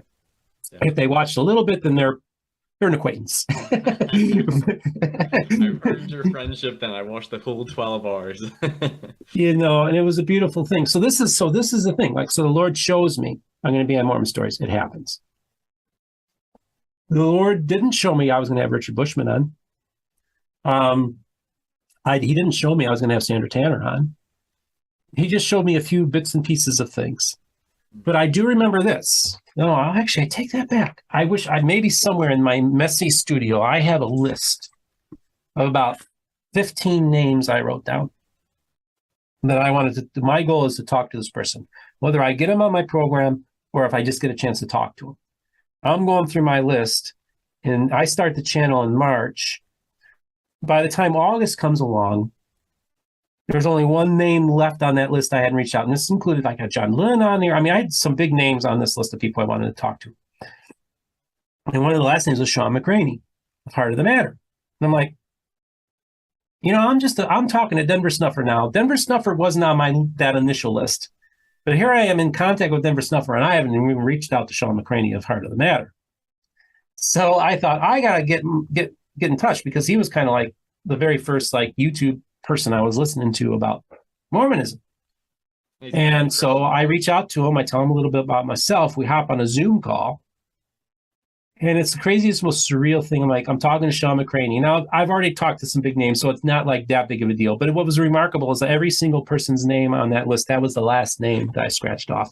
And I did a Zoom call with Sean McCraney. And I was explaining to him, he said, you know what, Steve, brother Steve, said, you got a ministry. What do you mean? I don't know. No, you got a ministry. Here, I want to pray over you. So he prays over me. Said, I want the Lord to bless and flourish your ministry. Now, I'm not thinking ministry because I'm not talking about proselytizing on my show. I don't do proselytizing, and I don't bash, and I'm not anti-Mormon. I love the Mormon people. I love President Nelson. I love Joseph Smith, right? But he goes and he confers on me that I have a ministry. Now, this is controversial because a lot of people hate Sean McCraney. A lot of the Christians don't care for him in Utah. But like I said earlier, and progressive himself, wouldn't he? Compared to most mainstream. Yeah, he's kind of gone and is taking quite a different path. I don't understand what he's doing, to be honest with you, on some level. I've reached out to him. I haven't heard back from him because he was going to come on my program earlier this year to announce his new cult, as he called it. It's kind of a weird group. But that was the moment where I see on this. So this is the thing, Sean McCraney. I know there's a lot of Christians out there who don't like him, and I understand that. But this is the thing. Same thing with John Dehlin. I've looked in Sean McCraney's eyes. I've talked to him. I've seen what he's like off camera, and I do know that there's a sincerity there. But this goes back to God will use any broken vessel that's afforded to him. So if you look at Sean McCraney, all warts and all, God used him. Because now this is never, and again, I don't throw the word ministry around because I don't want, an evangelical ministry to Mormons. Oh, we need another of those. No, it's because it's a ministerial in the sense that it's relational, one-on-one with folk. So when I go on Mormon Stories, my inbox is flooded. Now, I didn't even have like my email address. Like the people found my personal email address and started bombarding my personal mailbox. And then they started bombarding my Mormon book reviews mailbox, the ones that did a little further digging. My email mailbox is full of people from across the world. Wow. And I get these emails, these letters, these paragraphs of people telling me their Mormon story. And the reason they reached out was because they were touched by my story.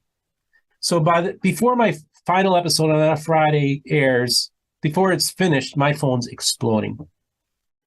From people that are friends of mine that have been watching it, or just like, my phone's exploding.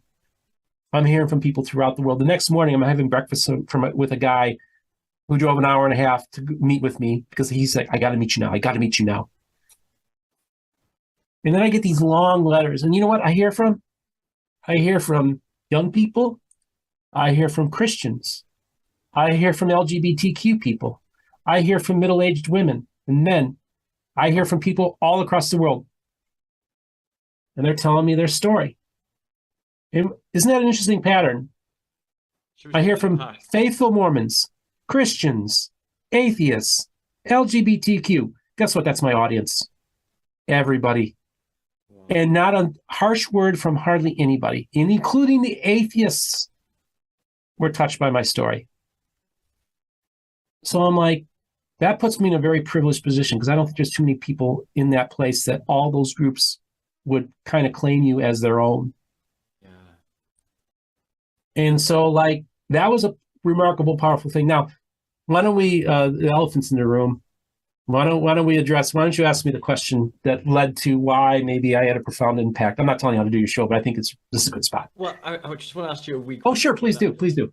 What was your initial goal, or what's sort of like the goal, the motivation from your channel? What sort of you're looking to do with it, would you say? See, that's the thing. God told me, make no plans. He told me right off the bat, don't make any plans. He said, I'll do the planning for you. So I'm like, okay, now this is type A, needs to be in control, needs to have goals. Where am I going to be 6 months from now? Where am I going to be a year from now? None of that. Don't even think about it. Don't even think about it. I have no idea who's going on my program next week. I don't know what I'm doing. I mean, literally, I don't make any plans. But every week, I have some awesome guests on, or break a news story. Oh, we got to get into the Joseph Smith photo, too. Oh, yeah. Every week, something remarkable happens. Every day, my phone rings, dings, and it's an email or a text from somebody, and it's remarkable stuff. Yeah. Wow. So that's not, and then not only that, I used to book guests. Now guests typically contact me, but I have my listeners helping book guests for me. They're reaching out. I have previous guests of mine who are helping me get guests on. So they're doing the booking for me now. Mm-hmm. So it's like, I just, you're going to be amazed some of the people I have coming on my show in the next few weeks. But I still don't know for sure when they're coming on. I don't know. I don't know when the interviews are going to happen. So I don't make any plans. So God showed me, don't make any plans. And I'm like, okay, so I'm like, well, dude, if I had made plans, I don't think my channel is where it's at. Yeah. I mean, it's monetized. Only 8% of YouTube channels get monetized. 99% of podcasts fail. Now I'm in this like about 15, 16 months, and by all metrics, I have what can be considered a very highly successful YouTube podcast channel. And within the context of the Mormon podcasting world, it's everybody knows me. All the podcasters know me from radio, and this is the key thing. Initially, all the big ones know me. I think it's some of the smaller guys that are still stumbling on me. But the big guns recognized early on who I was, and that this channel had the potential to be something special, just like I'm doing for you. You have potential to do something special. And you've had some really well-known, famous historians, apologists, critics, other podcasters, John Dehlin, RFM, Gerardo, you've had Dan Vogel, Richard Bushman.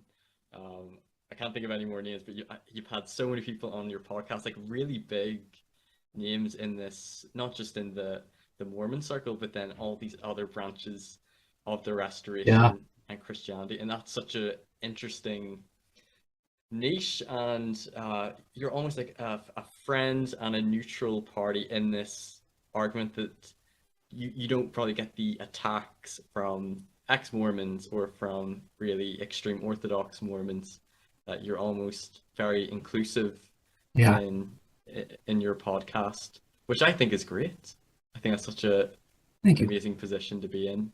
So you went on Mormon Story. So you started your channel, your podcast, April 2020.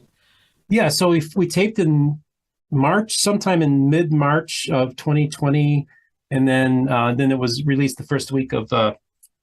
April 4th. It was April 4th. Yep. Okay. And then you go on to Mormon Stories. It was this year, I believe. Was it April that you were on Mormon Story, or maybe it was filmed prior, and then just 2 weeks before, and then we filmed. Yeah, and then it was released. Yeah. Okay, tell us a bit about that. What was it like? Okay. Who got in contact with who? Did you reach out to John? Did he reach out to you? Anything you want to tell us before? Yeah, sure. The interview, and then what it was like, going to the Mormon Stories studio. Tell us what it was like, as soon as they hit live and everyone was watching. Just what was that experience like? So, the first time I ever am in touch. This is interesting. The first time I'm ever in touch with John Dehlin is April 4th, April 4th, 2021. Okay. We're talking to each other on Reddit. That's the day my interview drops with joint production with Rick Bennett of Gospel Tangents. And I contacted him because I tell him, we talk about you. John Dehlin's like, his ears are burning, of course. What do you mean? What are you talking? And so I start chatting with him. And I'm thinking about, just dawned on me.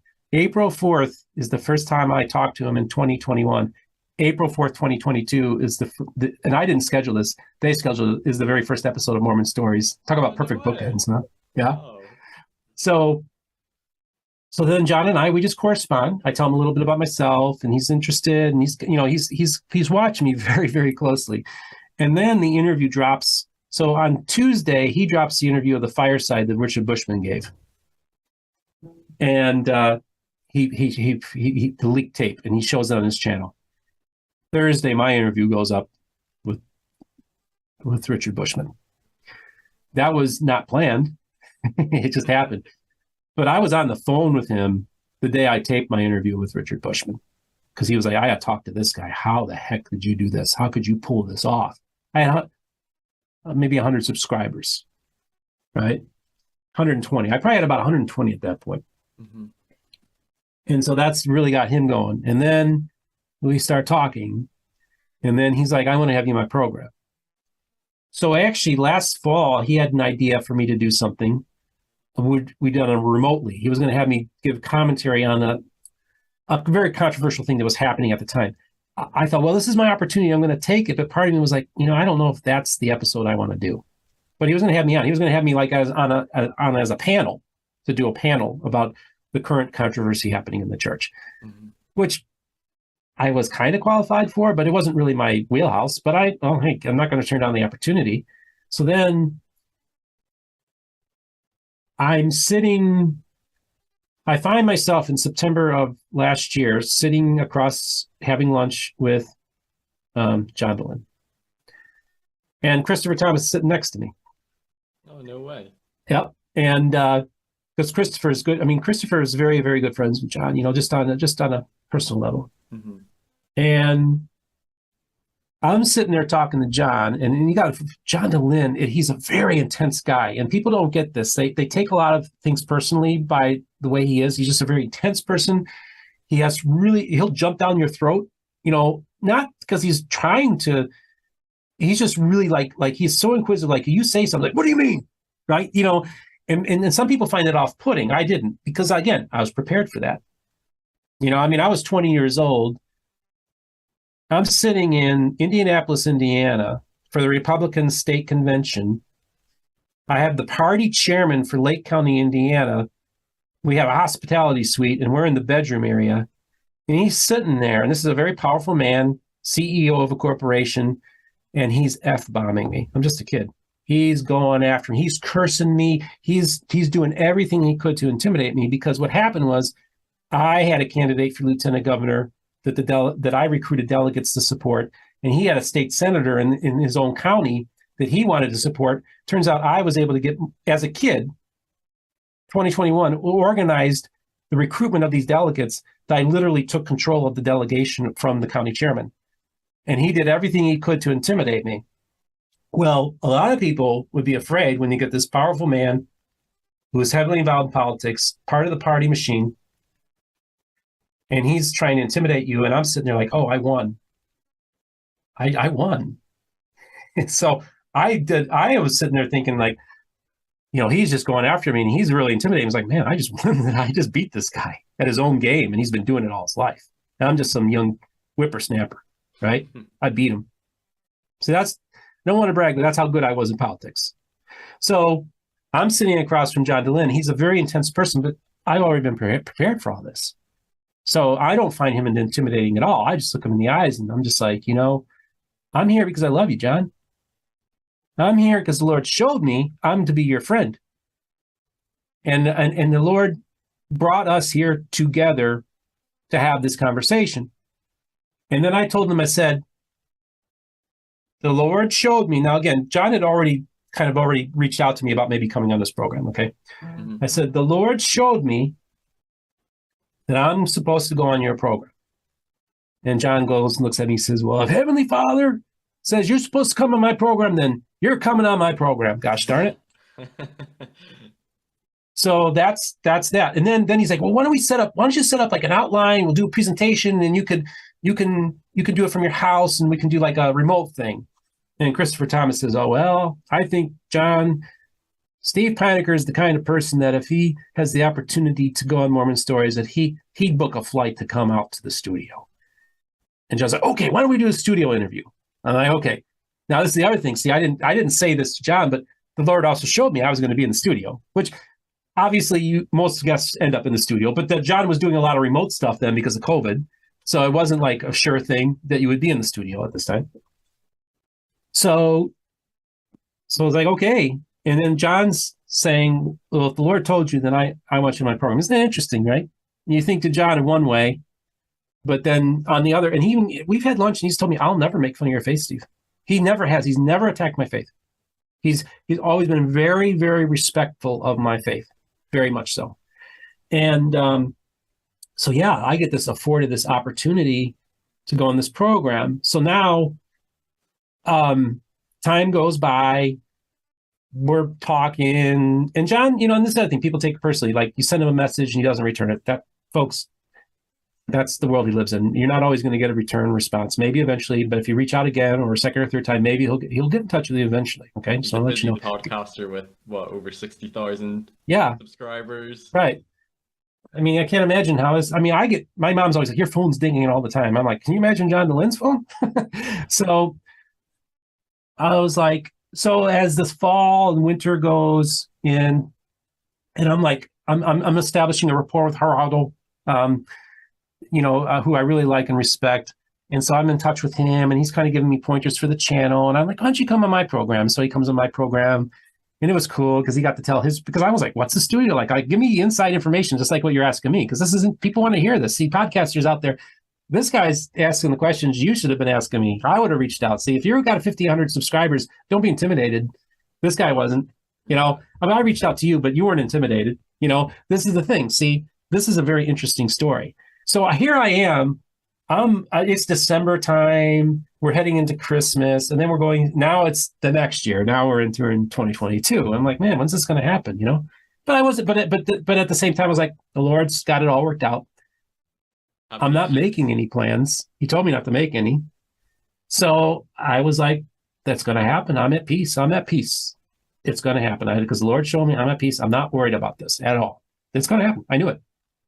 So then finally, it's funny. Now, I don't know if this is directly related or not, But I think it was December or January last year or this year, I put a poll on my channel. What is your religious background? Like, are you LDS, Christian, blah, blah, blah. And so I heard back for the time, it was a pretty substantial amount of subscribers that I might have had like 400, 500 subscribers. I only had like 400, 500 subscribers just this last December. Okay. And so I maybe get like 100 or 150. I don't remember, people participate in this poll and give me their backgrounds of their affiliation. I find out about half my audience is LDS and about a quarter of my audience is evangelical. This is just a rough approximation. I would have had over 500 subscribers because I had my community page was activated. That's how they're able to do polls. You have to have 500 subscribers to activate your community poll page, giving you inside baseball, so you know what's coming up. Thanks, bud. So a few days later, another poll comes out, and it's almost the exact same poll. This time, John Dehlin asking the religious makeup of his audience. Now, whether he saw my poll or not, I was like, this can't be coincidental. I never brought this up to him, but maybe subconsciously he saw it and didn't realize. But he asked the same question about his audience. And he realized that only like 2% of his audience are LDS. And almost half of his audience is Nevermos. Really? And probably a large portion of those Nevermos are probably evangelicals. Because evangelicals who are doing research on Mormonism, they're going to Mormon Stories. So now he realizes about half of his audience are Nevermos. Next thing you know, within a few days of that poll coming out, he has Randy Bell on, Dr. Randy Bell, who's an evangelical. He's on the horn. He's like, Steve, you got to come on. Because he realized his audience was much broader and diverse than he thought. Mm-hmm. So that was what led then to him to kind of put me on the front burner. We got to get you on. It's important that we get Christians on and Nevermos on, because that's like half my audience. And so that's kind of what was the impetus. Now, I don't know if me putting that poll, if he saw that, I can't make it, because I never asked him, but I was just like, man, that's almost the exact same poll that I put out just a few days before. So then next thing you know, we're making arrangements. We're talking things over. He says, I want to give you, let's tape over 2 days. Let's do 5 or 6 episodes. Now, think about that. How many people, look, it's a privilege to be on one episode of Mormon Stories. That's typically all people get. It's a big deal if you're on multiple, but 5, then it turns out to be Monday through Friday. So I devoted an entire week of programming to telling my story. Wow. And this is all within a year of all this happening, where I know I'm going to be there. I see that I'm going to be in the studio, and I'm going to tell my life story. And it happened. Yeah, it did.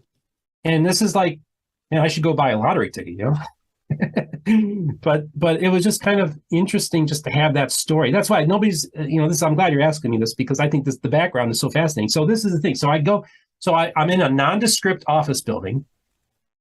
You walk in there and there's no signage indicating Mormon Stories. It's just a 2-story office building. You would never even notice it if you drove by it. And then I went inside, and it's just a basic office that's probably about 3 or 4 times bigger than my studio. And mine's just a tiny little studio. So it's maybe 5 or 6 times bigger. It's adequate. Those brick walls that you see behind you are not CGI. They're actually just like real physical walls that you see, the brick walls.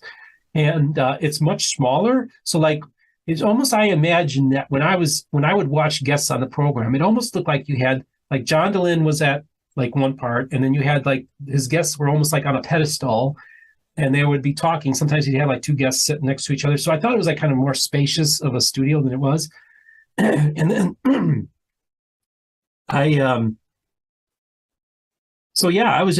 was really cool because and then they had, so basically you have 4 chairs, and you got, the lighting is very dim. It's kind of like a dark room with just a little bit of lighting. And you have John. It's really interesting because John is sitting directly across from me. So probably about 7-8 feet straight across it from me. Mm-hmm. And he's actually multitasking while he's doing the show. So while he's interviewing you, he's at his computer. He's adding to the show notes in real time. Wow. He's providing the links for something that I'm talking about in real time, adding it all in there already. He's live producing the show while you're interviewing him. I thought he would have Well, got one he's of his interviewing you. co-hosts to be doing that as What's well. that? I thought he would have got one of his co-hosts to be doing. So Geraldo, who I asked to sit, I asked Geraldo to come onto the program for a pretty major reason about my personal life. Yeah. I wanted him to be there to tell my story. But I didn't know. And there's another person in there. And there's this woman. I saw a glimpse of her that she was on the night before with Sandra Tanner. And her name is Jen. I don't know who she is. And in fact, I get there and it's only her and me, and John's running late. I'm like, yeah, I think I saw you on Mormon Stories last night. And she said, yeah, I was interviewing Sandra Tanner. That's the first time I've ever been on camera. I'm like, oh, that's cool. And dude, I thought I had it all planned out because I thought I'm going to have Geraldo in. This is going to really help the show. But God also had another plan. And he was going to have Jen in that room, had never done an interview until the night before. And what was so remarkable about having Jen in the room was this is somebody who's kind of, her shelf broke. She's just kind of figuring things out. She doesn't know what she believes anymore. Yeah. She's just like in free fall, but she lands into Mormon Stories studio as a background person helping with production and stuff like that, but nothing on camera. But what was so awesome about having Jen on was I was able to, especially in part 2, when I give my naturalistic explanation of how I think the Book of Mormon happened, at the very end of it, if you recall, she starts breaking down crying because she says, I've never been told any of this before. Yeah. And I just remember saying, okay, this is when it gets real. And I was like, you're a revelation, because I'm able to, on camera and off camera, get the first response of what somebody who has never heard of the stuff before give me feedback immediately, whether it's in between interviews, off camera, or it's on camera. So I'm able to hear so this is how somebody who would have heard this for the first time would respond. Yeah. So it was just this beautiful, remarkable setup. I feel that the Lord brought all 4 of us in there. And in the final episode, I even go to John Dehlin and I said, John, think about my journey that I just told. Think about the journey that you were on, which we talk about how he heard a voice to tell him to start a podcast in 2004. Nobody heard of a podcast in 2004. Yeah. To leave Microsoft, leave all that money on the ground, you just leave all of that and walk away because a voice told him. It was super cool when he shared that experience. And I mean, that's when we had our little God moment in there when John says, I've got chills going up my spine right now, Steve. Yeah. And then, Geraldo, do you believe there's God? I don't know, John. It was like one of those moments where you have people that maybe would identify as atheist or agnostic or whatever, but then you have you when you talk and unravel the story, you almost see there's a guiding principle, a guiding hand in the whole process, and maybe you don't realize it until you start telling the story, like kind of how I did today, right? As I'm telling the story, as I'm developing it, that it all kind of now falls into place. Now, I wasn't a stupid idiot for studying Mormonism, man. I freaking became an encyclopedia of Mormonism and had all this knowledge. But see, again, if I had done this podcast 10 years ago, I would have been highly manic. I would have talked really, really fast. I would have thrown out all this information and you would have been overwhelmed.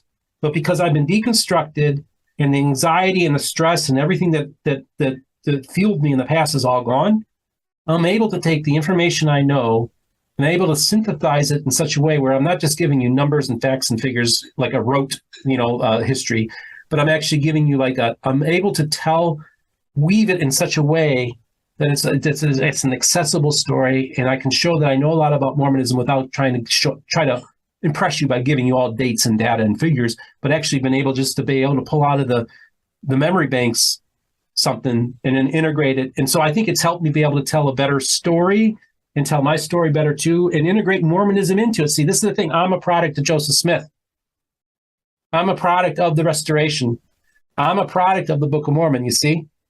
And also an evangelical, born-again Christian who walked away from God, but God didn't walk away from me. And so I think that this whole holistic thing that's happened to me, man, it's man, this is a beautiful thing. And I live in this country, we live in this world that's falling apart and everybody takes their sides. and everybody hates another person. They don't want to have anything to do with anybody if you belong to the wrong political party, or you're of the devil if you belong to a particular political party, and vice versa. Both sides are nonsense, man. The secular religion is just as corrupt as as American religion. There's It's too much division. It's horrible here in America. It's awful, man. Yeah. And honestly, I don't know if this thing's going to hold together. But this is the most fascinating thing to me is, how am I able to pull that off? How can I talk to everybody, people who don't talk to each other? How is it that I'm able to be a friend to both? How is it they both can look at me and say, like Randy Bell told me, he said, my channel is the Switzerland of Mormonism. It's a safe space for folk from all backgrounds, whether you're atheist, Christian, doesn't matter. Yeah. Mormon, LGBTQ, you all have a place on my channel. And I'm thinking like, well, if I can do this, why can't other people do it in other areas? Why can't we return to civility and just in showing Christian compassion and empathy and putting yourself in somebody else's shoes? I know exactly why Donald Trump got elected. It was all there all along. I lived in a blue-collar area, steel mills. The industrial Midwest was what powered America. And it was hollowed out. Bill Clinton betrayed the blue-collar people by signing NAFTA. I'm sorry, but that's what happened. Bill Clinton betrayed the blue-collar folk and utterly and completely destroyed the manufacturing base of the Midwest. Okay? And so you have these meth epidemics happening in West Virginia and Pennsylvania and Ohio and Michigan and Indiana and Illinois. This is the heartland of America. Western New York, Western Pennsylvania. It's the Great Lakes states, the Rust Belt. This was the place that made steel. Gary, Indiana was just on the road. It was a steel capital of the world. You had Maytag. You had all these companies, Whirlpool, all these major appliance makers just in my backyard. All the cars were made in just, Ford factory just down the road from me.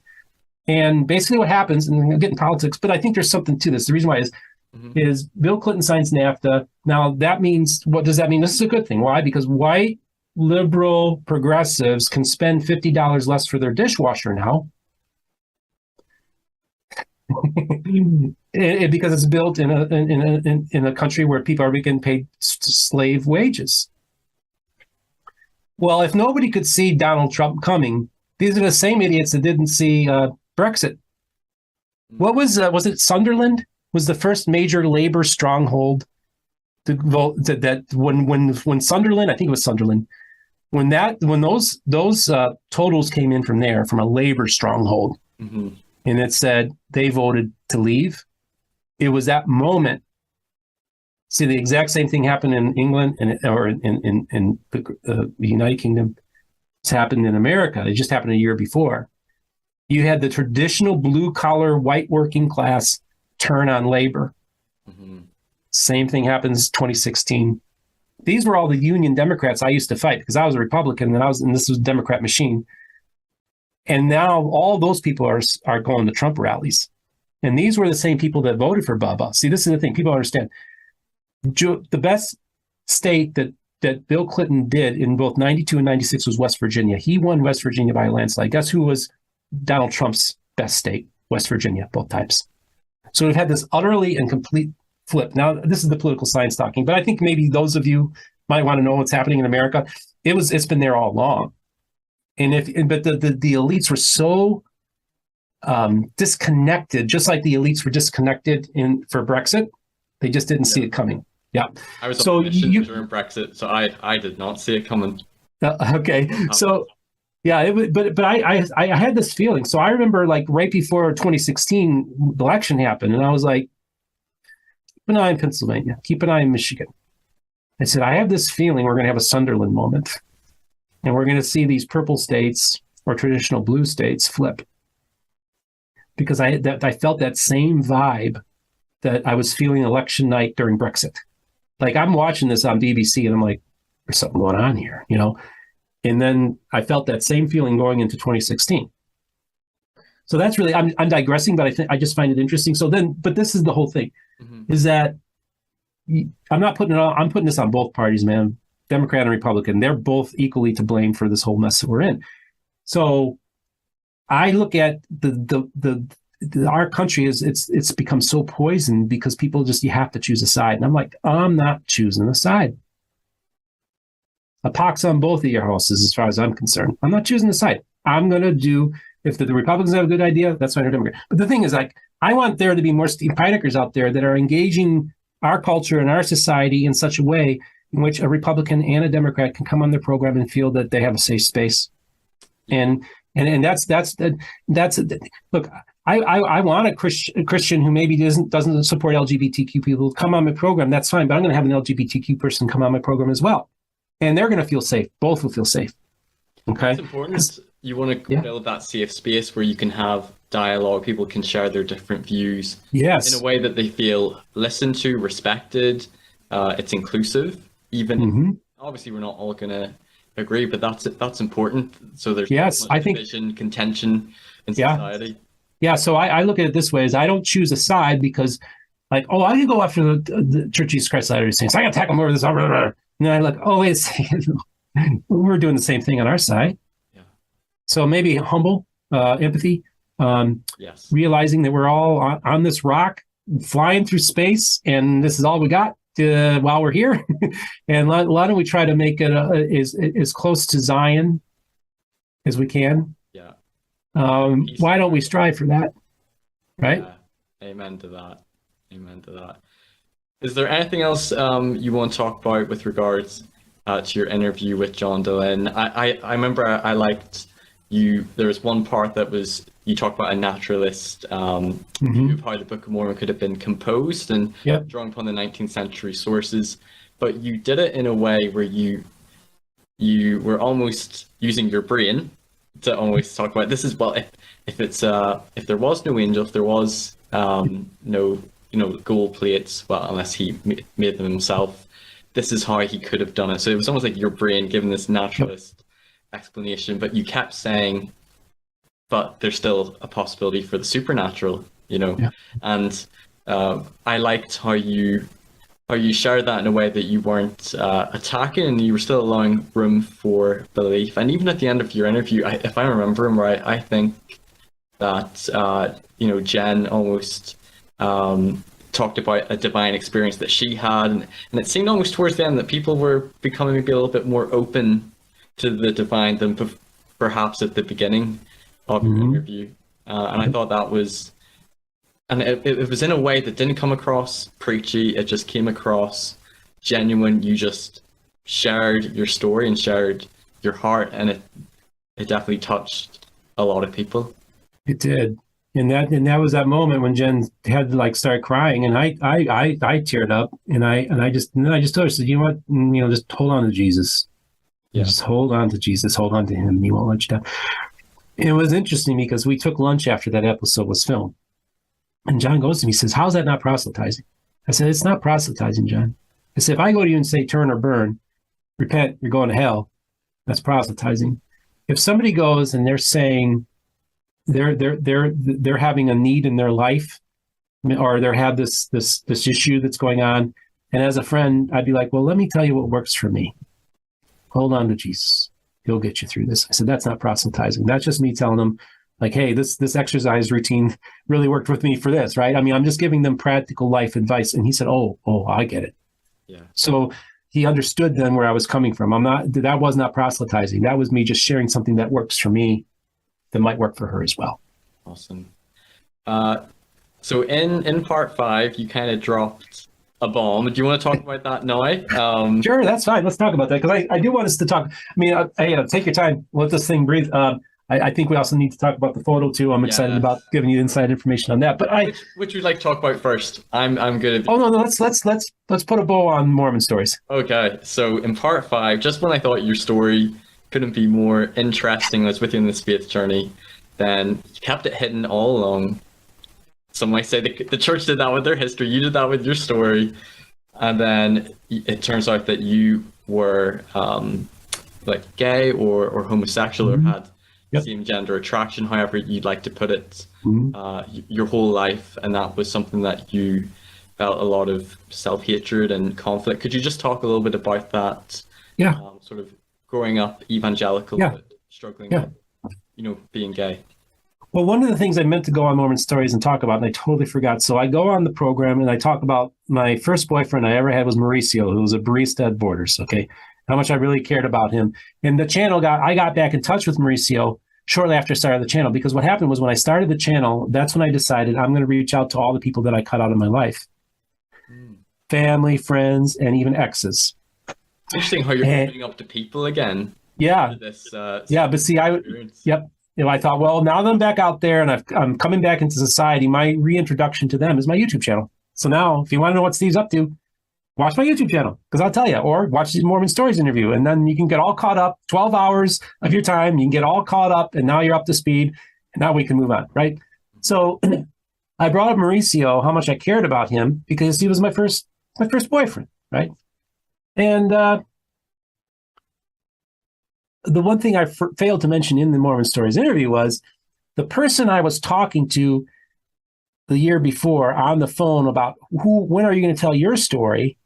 I was talking to Mauricio, my ex-boyfriend. That's the person I told him. I said, well, I'm going to go on this program. It's called Mormon Stories. He didn't know who it was. And I can tell my story there. It's like, in one sense, did I speak it into existence? Did God show me? I mean, there's so many different people. You can interpret it any way you want. I don't care. But this is the thing. It's like, it was Mauricio that I told that to. And so then it ties full circle where I talk about Mauricio, how much he meant to me. And I meant to, talk about that in the interview. It was no big deal. I did have a few other plans that I was going to put in there. Ended up not going in because the conversation just flowed naturally, just like this one does. Yeah. And so a little bit background. So I did talk about some more stories, but I recognized I was gay probably around first, second grade. I knew I've had crushes on boys, but particularly older boys. And I just liked boys, and I never really had like any attraction towards girls. I mean, I had girlfriends. I had girlfriends in elementary school. I had girlfriends in high school because I went to Christian schools. You didn't really have an option. And even back then, you didn't have an option in the real world. In public schools, that wasn't happening either. I mean, it's a highly homophobic area, especially world that we lived in general. But also in particular, that area was maybe Democrat, blue-collar Democrat area, but socially extremely conservative. So very anti-gay. Matter of fact, the mayor that I worked for in the city, when he was a youth, they used to go around and beat up gay people. And here he is, the mayor of the city, So that's the kind of world that I was in. So so this is the place you and then on top of the Christianity, you're going to hell. This is, you're going to be, I mean, it's an abomination. I mean, I know all the killer scriptures, right? Yeah. So then I had to separate myself from my Christianity, and my sexuality were two different things, and they didn't intertwine at all. Because as the Christian, I recognize you're compromising if you embrace it. So like you had to keep them separated. So I had a physical attractions that I would have, but I would try to separate that from me being a Christian. So I'm bifurcated, I guess. Maybe that's the word. And so that's how I approach things. Like I would even be like, oh, that's right, I'm gay. Like I would try to forget that I was gay, just in my thought processes. But then the thoughts would, oh, that's right, you're gay.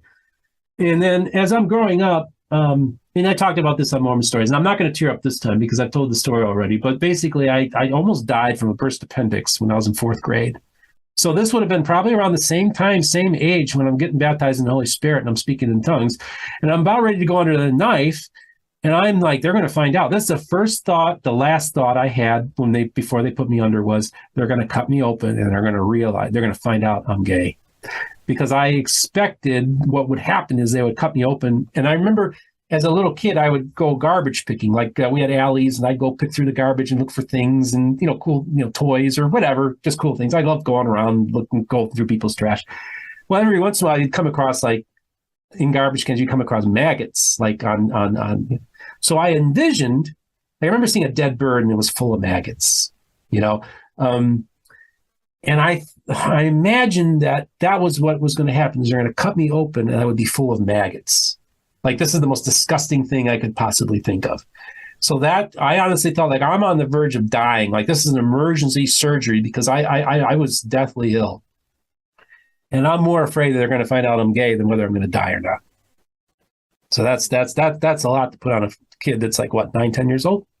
Wow, a lot. So that's my story about me and how. And then I'm growing up.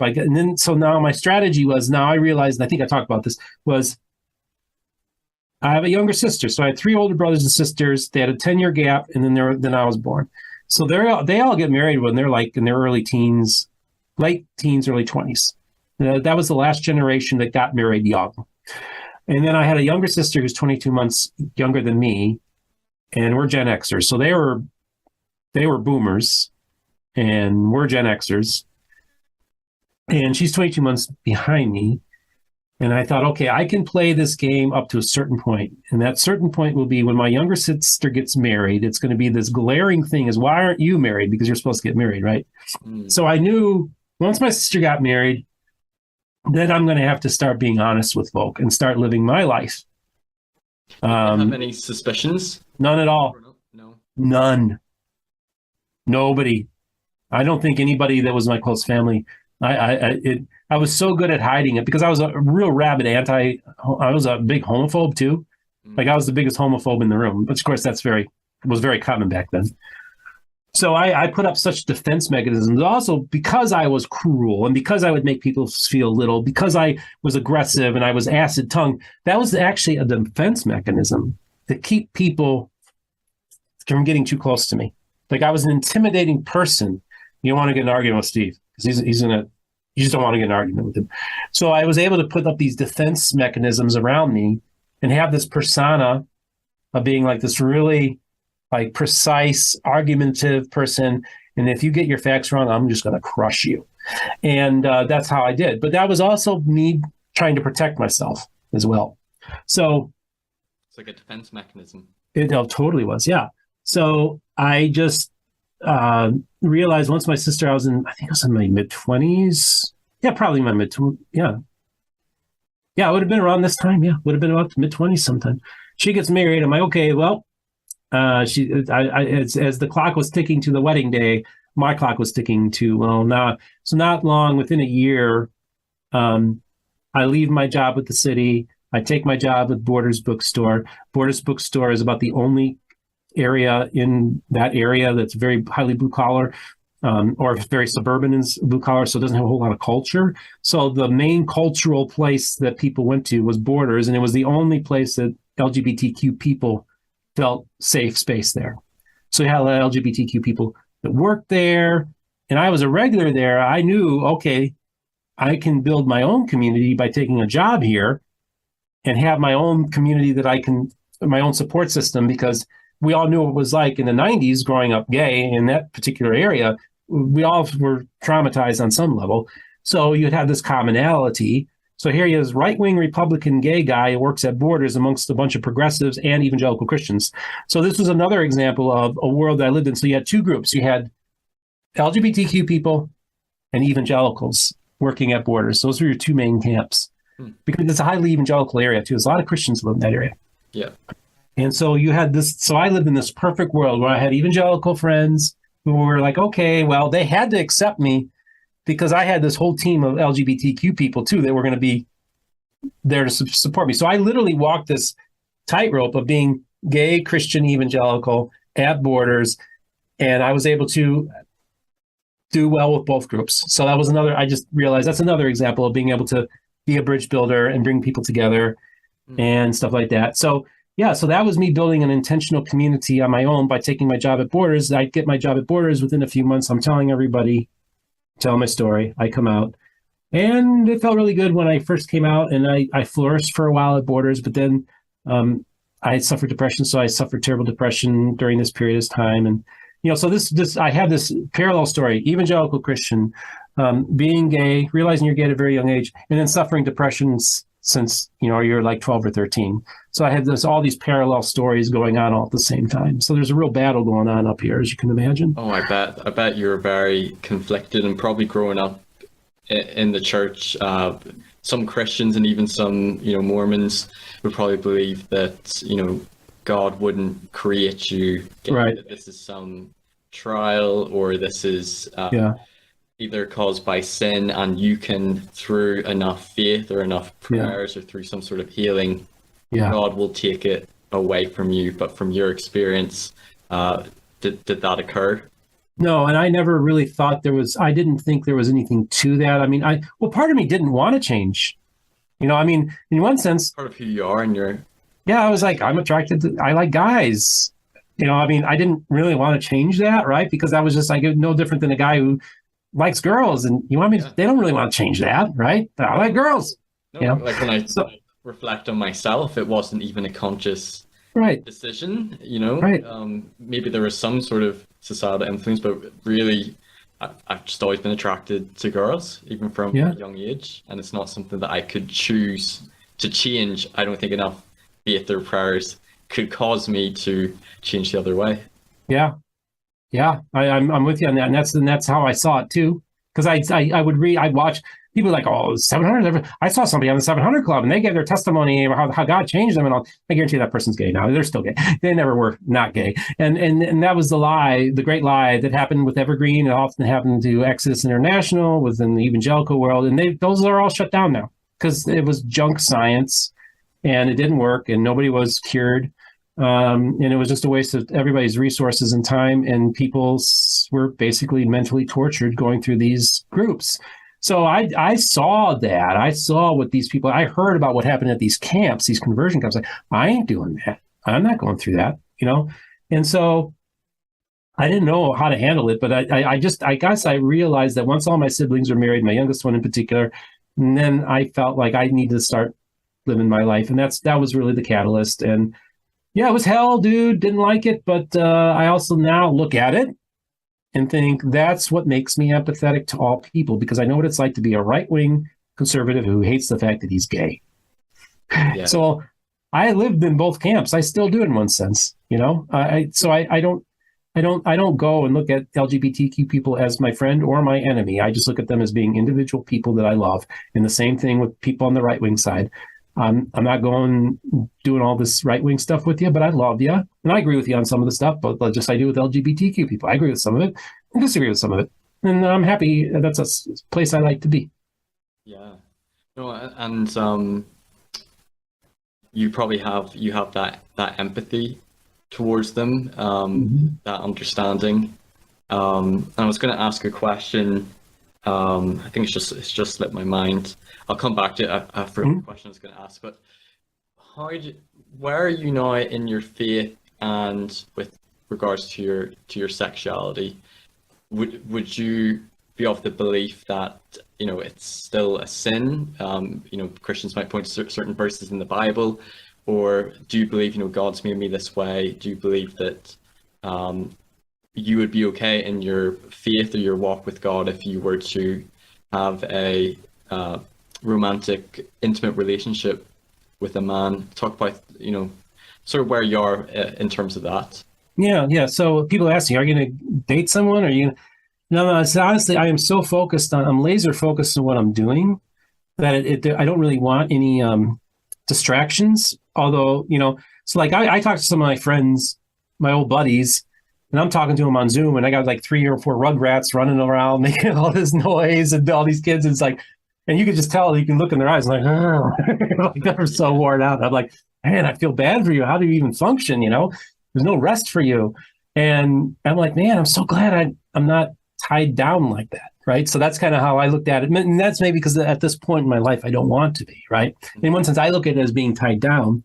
This significant other is less so than, of course, if you have kids, that's another added thing that kind of keeps you from being able to do the things you'd want to do, go to places you want to go because you have other responsibilities, which is fine. I honor that. But for me, I'm not hardwired to do that. It's like I need total freedom and independence. I'm libertarian. I'm highly individualistic. I just don't like anybody really telling me what to do. Not that I'm trying to rebel against authority. I just think like, well, who are you to say that I'm supposed to do something? And why can't I do it? So I have to think of the reasons. Like when somebody says don't go there, well, guess what I'm doing? I'm going there. That's kind of how I'm hardwired. So like I don't follow the typical narrative of what you're supposed to do with life. I recognize that I would lead a different life than my siblings did because I have everything mapped out. It's really nice being a white middle class heterosexual person, because you pretty much just have everything laid out for you. Yeah. You get married, or you go to school maybe, or you get married and you have kids and get a nice job, live in your nice middle class home. You get your 2-car garage. You get the 2.5 kids and a dog. You get, and then you retire, and then you regress where your kids are now starting to take care of you, and it's like you have this whole thing that was all mapped out. And I realized I wasn't going to follow that pattern. I don't know why I'm talking so long on this, but I guess what I'm trying to say is that I just never thought of myself being necessarily tied down to somebody.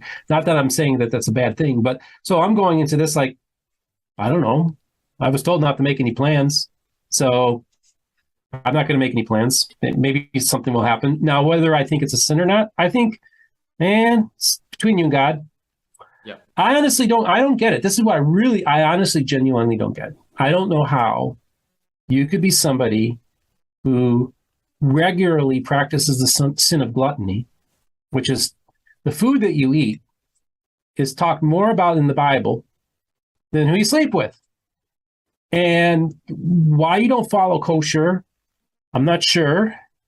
Maybe you can, maybe you can't. But more importantly, the Bible makes it very clear that gluttony is a sin. And gluttony is merely overeating, eating too much food. Yeah. And I'm like, I go to these churches and everybody's eating too much food. Yeah, I'm guilty of that. And I'm like, why would you, how could you possibly judge another person when you're doing just as more, in one sense, even more of a grievous sin, because it seemed that the Bible was extraordinarily concerned about what you ate. It spends a lot of time talking about the food you eat. And it's like, it doesn't get into detail about, like, there's not like chapter after chapter after chapter about sexuality and who you can sleep with. It has a few verses. But man, they ain't no.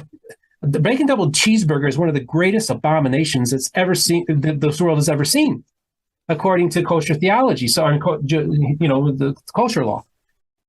So that was always been to me the great disconnect. Yeah. That on one hand, you could be literally killing yourself with the food you're eating, and then go after people for loving somebody of the same sex. Maybe they take care of themselves and they're good neighbors and they look out for people and they. I'm not saying this is not about works, but it's just like you could see like, oh, okay, like they're actually kind of doing God's work. And you got the Christian who's doing the gossiping, the backstabbing, eating junk food, all these things. And I'm like, how in the world could you ever say a cross word about somebody that's different than you, especially when it comes to their sexuality? It doesn't make any sense. So I look at it this way. And then I say, okay, I'll follow all the rules as it relies to homosexuality within the Bible, if you're willing to follow all the rules as it applies to heterosexuality. Okay, you want to do that? Such a good point. Yeah. Like, where is the tent in your backyard where your wife is supposed to be menstruating in? Like, I mean, weird stuff, man. Look at the Apostle Paul, what he says about marriage. He'd rather you not get married. Single. Yeah. It's better you be single. But if you're so horny and you just have you absolutely have to have sex, then you get married. That must be the who follows that? Yeah. Isn't that the worst advice you could possibly give for heterosexuality? Yeah. If you have all this lust in you, then you get married? I mean, what biblical marriage counselors, Christian marriage counselors, are giving Paul's advice about marriage? But yet that's Paul's advice about marriage. I was told by a member of the stake presidency, whenever I was going home for my mission, he said to me and my companion, because I think he was a counselor or a therapist, and he's counseled a lot of young people, young couples, and he said, when you go home from your mission, because typically return missionaries get married quite quickly.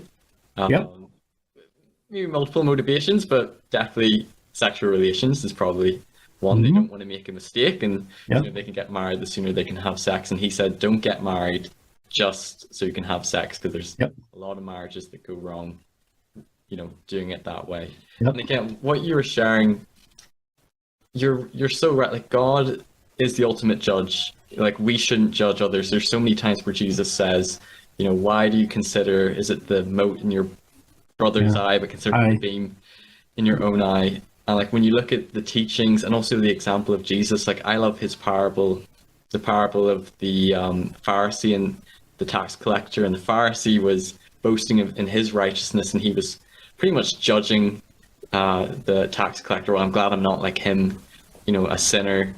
But it was the tax collector who humbly confessed his sins, like, I'm a sinner, have mercy on me. And Jesus said in the parable, he's the one that went home right and forgiven and justified before God, not that Pharisee that boasted in his own righteousness. And when you look at Jesus' example, like he reached out and ministered and loved those who were considered sinners, those who were, you know, the lepers, those who were sick and deaf, and who were considered, you know, lesser in society, lesser in righteousness. And to me, I can't see the Jesus of the New Testament judging or marginalizing those in the LGBT community that often occurs in Christian churches, and that has occurred and still does, maybe in some ways, in the LDS church. So those are my personal thoughts on it. If it is a sin, we're all sinners. We all ultimately are looking to God for mercy, and there needs to be less judgment and more love and tolerance and understanding. Yeah, and I think love, tolerance, and understanding. I don't use the word affirming, only because I don't want to go to somebody and say, you have to affirm me. I say that's a choice between you and God of what you need to make in regards to how you're going to proceed with these things. I don't want to go to people and say you have. But I do say you need to be tolerant, Yes. you know, and open and empathetic. And maybe one day you will be affirming, but I'm not going to go to you and say you have to be, because I feel that's respect for people's beliefs. I could say, okay, I understand why you think marriage is between one man and one woman. That was what Barack Obama believed not that long ago. Yeah. So I can't go now and say you're a bigot, because you're basically saying the exact same thing that Barack Obama got elected as president. I'm not doing that. Okay, awesome. So let's talk about one of the best moments of your YouTube channel.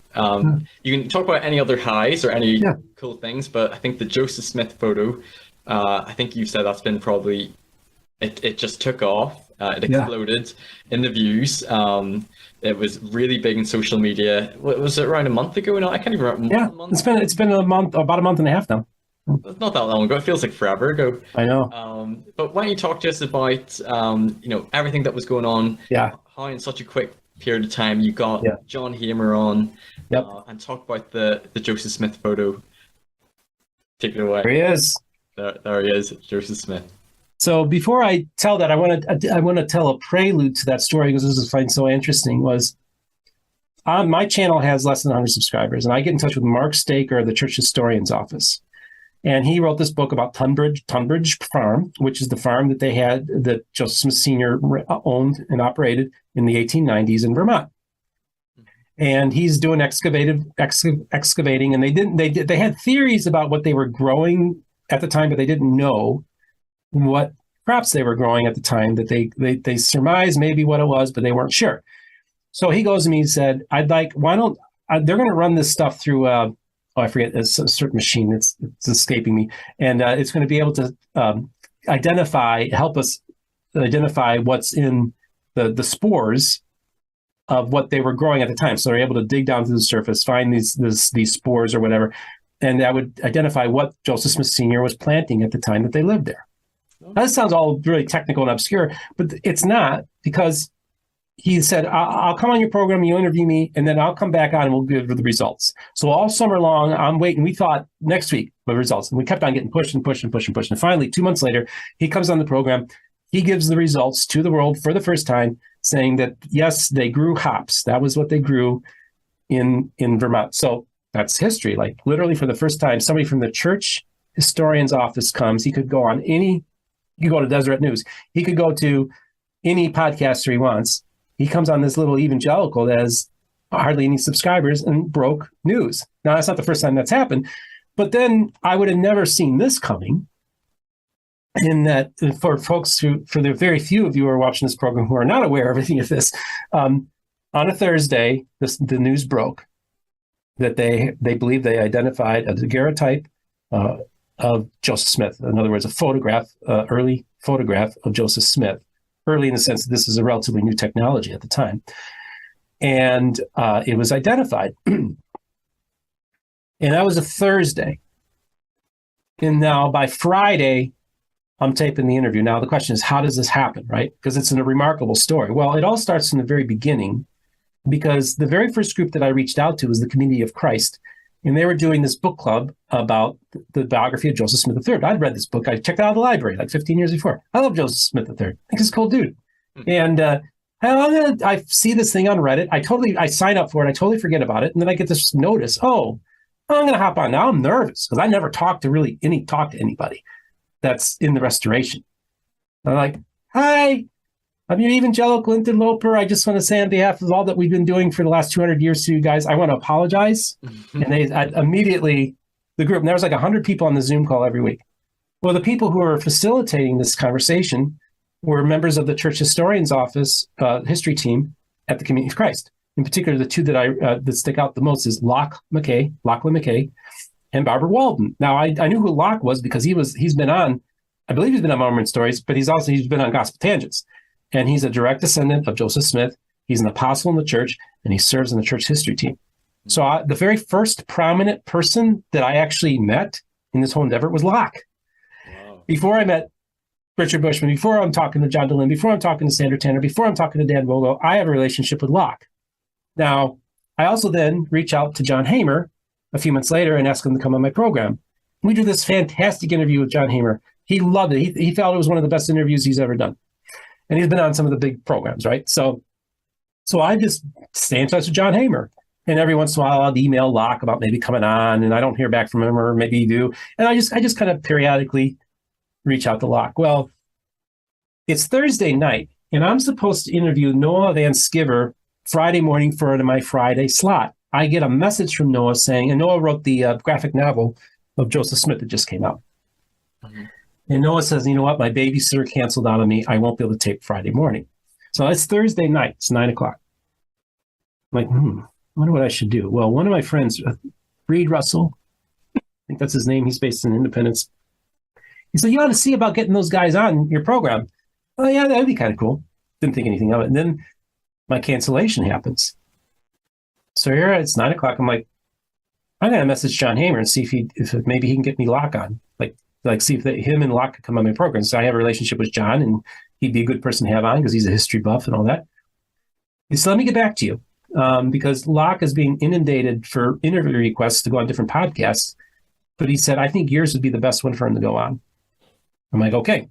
So literally, this is all last minute stuff. If that cancellation doesn't happen that for the next day, maybe that thought doesn't cross my mind to get these on my show. So I'm like, okay, cool, awesome, right? So I hear from John the next morning. He's like, oh, I'm in touch with him. I'm trying to make this work. I'm like, oh, okay, cool. Like, this might really happen. And then he messages me and says, you know what? We're both so swamped today. We're just not going to be able to make it happen. I'm like, okay. And he even said, I feel so bad about this, Steve, because this could be such a big deal for your channel because it's hot. It's like the big news. It's trending. It is. He said it would be like such a big deal to have this happen. But I was like, okay, but I'll figure something out. Maybe I'll just tape a 5-minute segment, or I don't know. I'll figure out something I'm going to put on Friday night because I still didn't have any material for that evening. So I'm like, okay, all right. And then I'm talking to Josh Gailey of the Church of Jesus Christ. And we're talking about the photograph. And Josh Gailey is an evangelist with the Church of Jesus Christ. His father is the president of the church. So I'm good friends with him. And I'm going to meet his father soon down the road. And we're talking about it. I hear my phone ding. And I was like, I heard it ding. And I'm like, I'm talking to Josh for another 10 minutes. And something's like, you know what? I think I need to check out what that ding was. So I look, it's Facebook Messenger. It's John Hamer saying, all right, Steve, Locke can tape tonight. I'm like, cool. So this is like 2:30 in the afternoon. Yeah. So like, okay, so we're on. Yes, this evening. Well, I'm like, okay, Locke Central Time. So it's probably going to be like probably 7 Eastern Time earliest. So I'm in touch. I'm not hearing anything, but I'm assuming it's a go. So I'm like, okay, I need to tape something to tell people, get ready. So I go and I tape a 5-minute segment. Folks, get ready. Something big is going to come down. I'm going to release an interview tonight that's about the Joseph Smith photo. It's going to be a big deal. I'm very excited. And I even said at the time, I said, and I just want to thank all of those of you who've been with me on the ride, because I know this is going to be a big thing for the channel, something along those lines. I post that at 7:45 p.m. Eastern time. All right.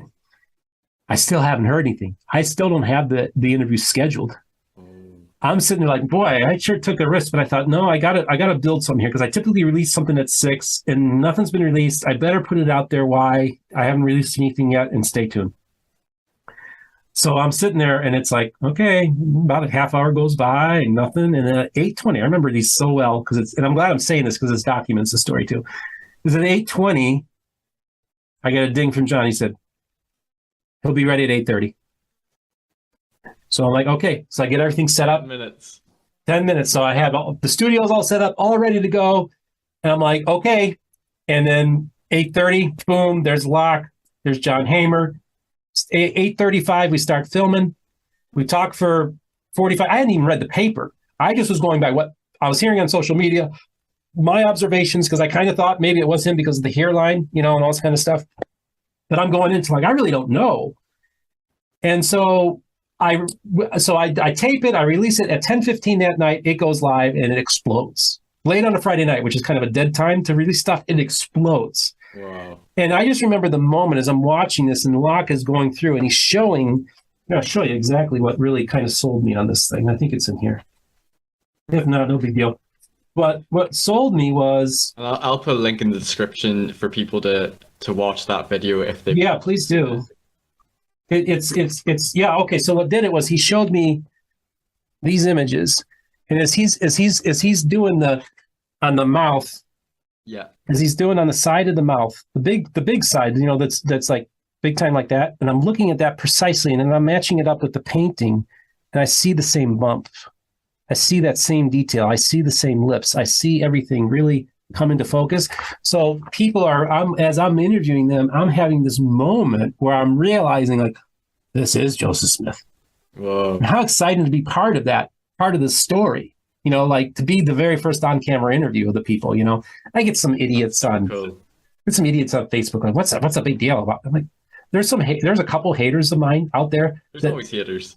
It's so weird. It's like, how could you call yourself? This person's involved in a Mormon historians group, and he doesn't understand the significance of this interview. I mean, what do you do with these people? I don't know. Either way, they're small, very small-minded people. Yeah, and I don't get it because it doesn't. Whether it's a genuine photo of him or not, it doesn't really change if he's a prophet or it's still a story. It's still interesting. Just that, and it's just weird because I'm like, how is it that? But what? I've wasted enough time talking about this guy, so I'm not even saying anything more about him. But either way, then next thing you know, it just explodes, and it's like I get to 1,000 views like real quick. I mean, I'm just like blown. I mean, I think that I wake up the next morning and I got like 2,000 or 3,000 views. I'm like, I mean, these are big numbers for a small channel, and it just keeps on growing and blowing up. And now it's over 16,000 views. It's still being watched every minute of every day. Wow. Right now, at this moment, it's being watched, and it's just remarkable. And then to hear feedback from people, and then it was just a fun story. I've been wanting to tell that story, and I even thought like. I remember the Monday after this whole thing happened, I'm like, where's the Steve Pynakker that's going to reach out to me and with 50 subscribers and interview me? Because like I couldn't, like a year ago, if this story broke a year ago, I knew Locke, I knew John, but they're not going to go on my channel. Yeah. They're because it's just too small.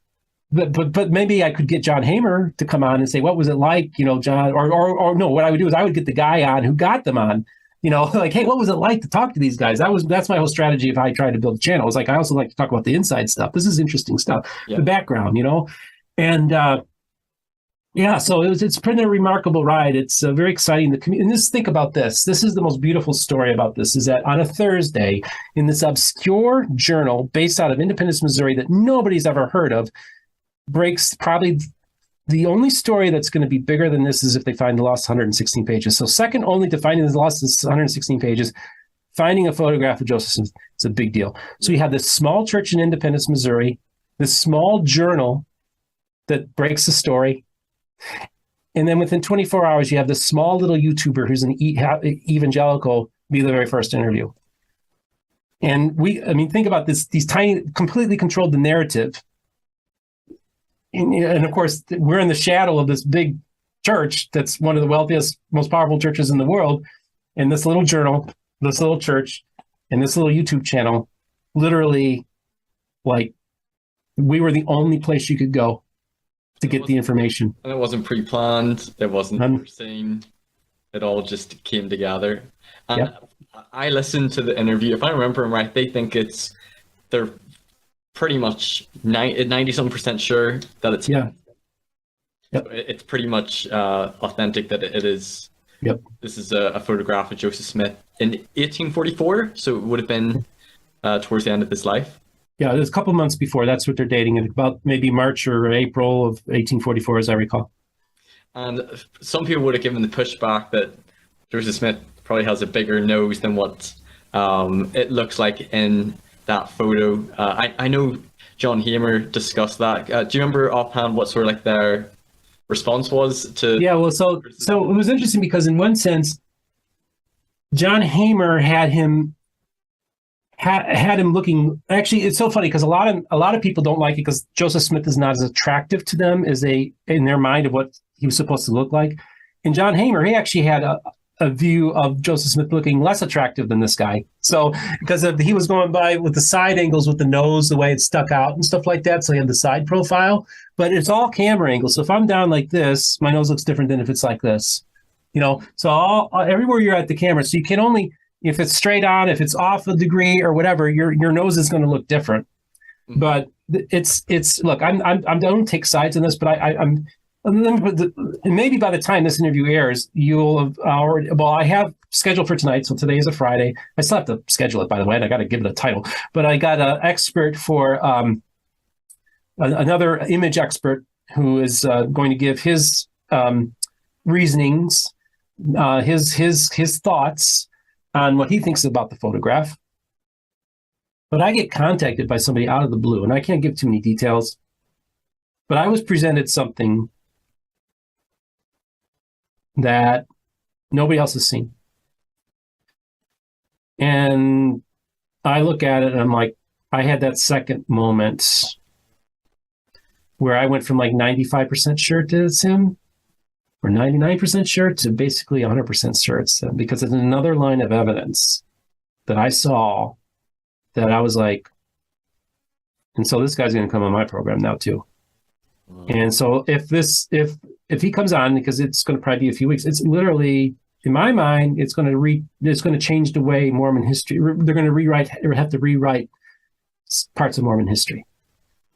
And to be privy to that with this channel, to be the breaking news for the pollen thing, for this thing, for having original research presented on my show for the very first time, to have being cited in books now, being acknowledged in papers and journals, finding my citations now on Wikipedia dealing with Mormonism, where people are referencing including the Bushman interview. I mean, if you go to the Book of Mormon page on Wikipedia, my channel is referenced, as a source. So now it's become a trusted source that people can go to because it's an unbiased channel that genuinely just wants to have a conversation. I put my disbelief to the side, and I'm like, if Denver Snuffer is going to tell me about having his encounter for Jesus, I'm not going to poo-poo it. I'm going to say, what did he look like? What did he say? Yeah. Give me the circumstances. That's what I find to be more interesting, is having Denver Snuffer tell his story. And then Denver Snuffer comes on my program. Now, usually, I don't know if you watch any interviews with Denver Snuffer. I have. But, okay, so almost at the end of them, inevitably, he always says, well, that was a waste of time, or, well, I'll never do that again. He kind of just has this like little dig about the interview. He did it with Sean McCraney. He did it with Gospel Tangents, where he kind of just makes a joke about, well, I'll never do that again, or this was really hard, And I was like, is he going to do that for mine? And as I'm watching this interview and as he's telling me things, and then he goes and I start asking him questions, and he starts talking about things he's never talked about before, right? A vision that he had, an encounter with Jesus. And I start asking him questions. I start probing and asking more and asking more. And then he tells me stuff that Jesus said. Well, that's literally adding to the canon of of that movement, the remnant, independent remnant movement, restorationist remnant movement that Denver's affiliated with. That every time he gives out like something like that, that becomes canonized. And he even asked, can I put your episode in a month or two in the restoration archives for our group. I said, sure. Wow. So, and then at the very end of the interview, he did something very different that I've never seen him do on any other interview. And I've watched most of them. He did not go and say, boy, that was a waste of time, or man, I'm never doing that again. He goes to me and he says, the reason why I told you the things that I talked about today was because you have the right spirit. I was like, oh, thank you, Denver. And close the interview, shut it off. I'm about ready to say thank you. And he just clicks off because he's a very guarded person, right? But he essentially said, Steve's an all right guy. And if you are part of my movement, you can trust this guy, or this is somebody who's got the right spirit. Now, this is the thing what makes it so different is that every single branch of the restoration, from the largest to the most obscure, they know that they're going to be treated with respect because they've already been on my program. I've had the largest and I've had the smallest, basically, come on my program. And they've been treated with respect. And I genuinely want to hear their story.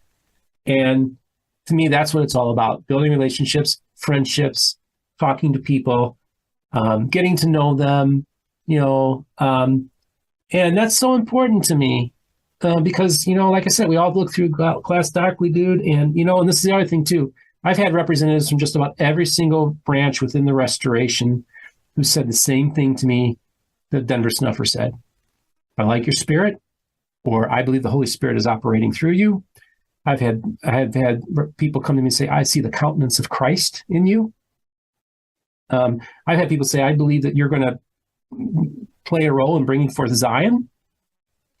And this is all branches of the restoration.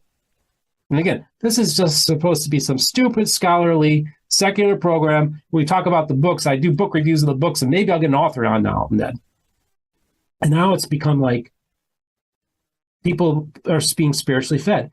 And then to double back to Mormon Stories, I go to Sunstone, right? And I get to meet a lot of people now. So I basically just do the academic conferences, right? So this is the first time I'm doing just for something that a lot of regular folk would be at. So I go to Sunstone last month. I get 2 responses from people. I get the bros, guys in their 20s and 30s, like, dude, you're so awesome. Love your show. Can I get a selfie with you? I'm like, yeah, here's a button. Oh, cool. Thank you for the button, man. You're so cool. I really love your program. One of them said, I just came here just to meet you. I'm like, wow, that's awesome.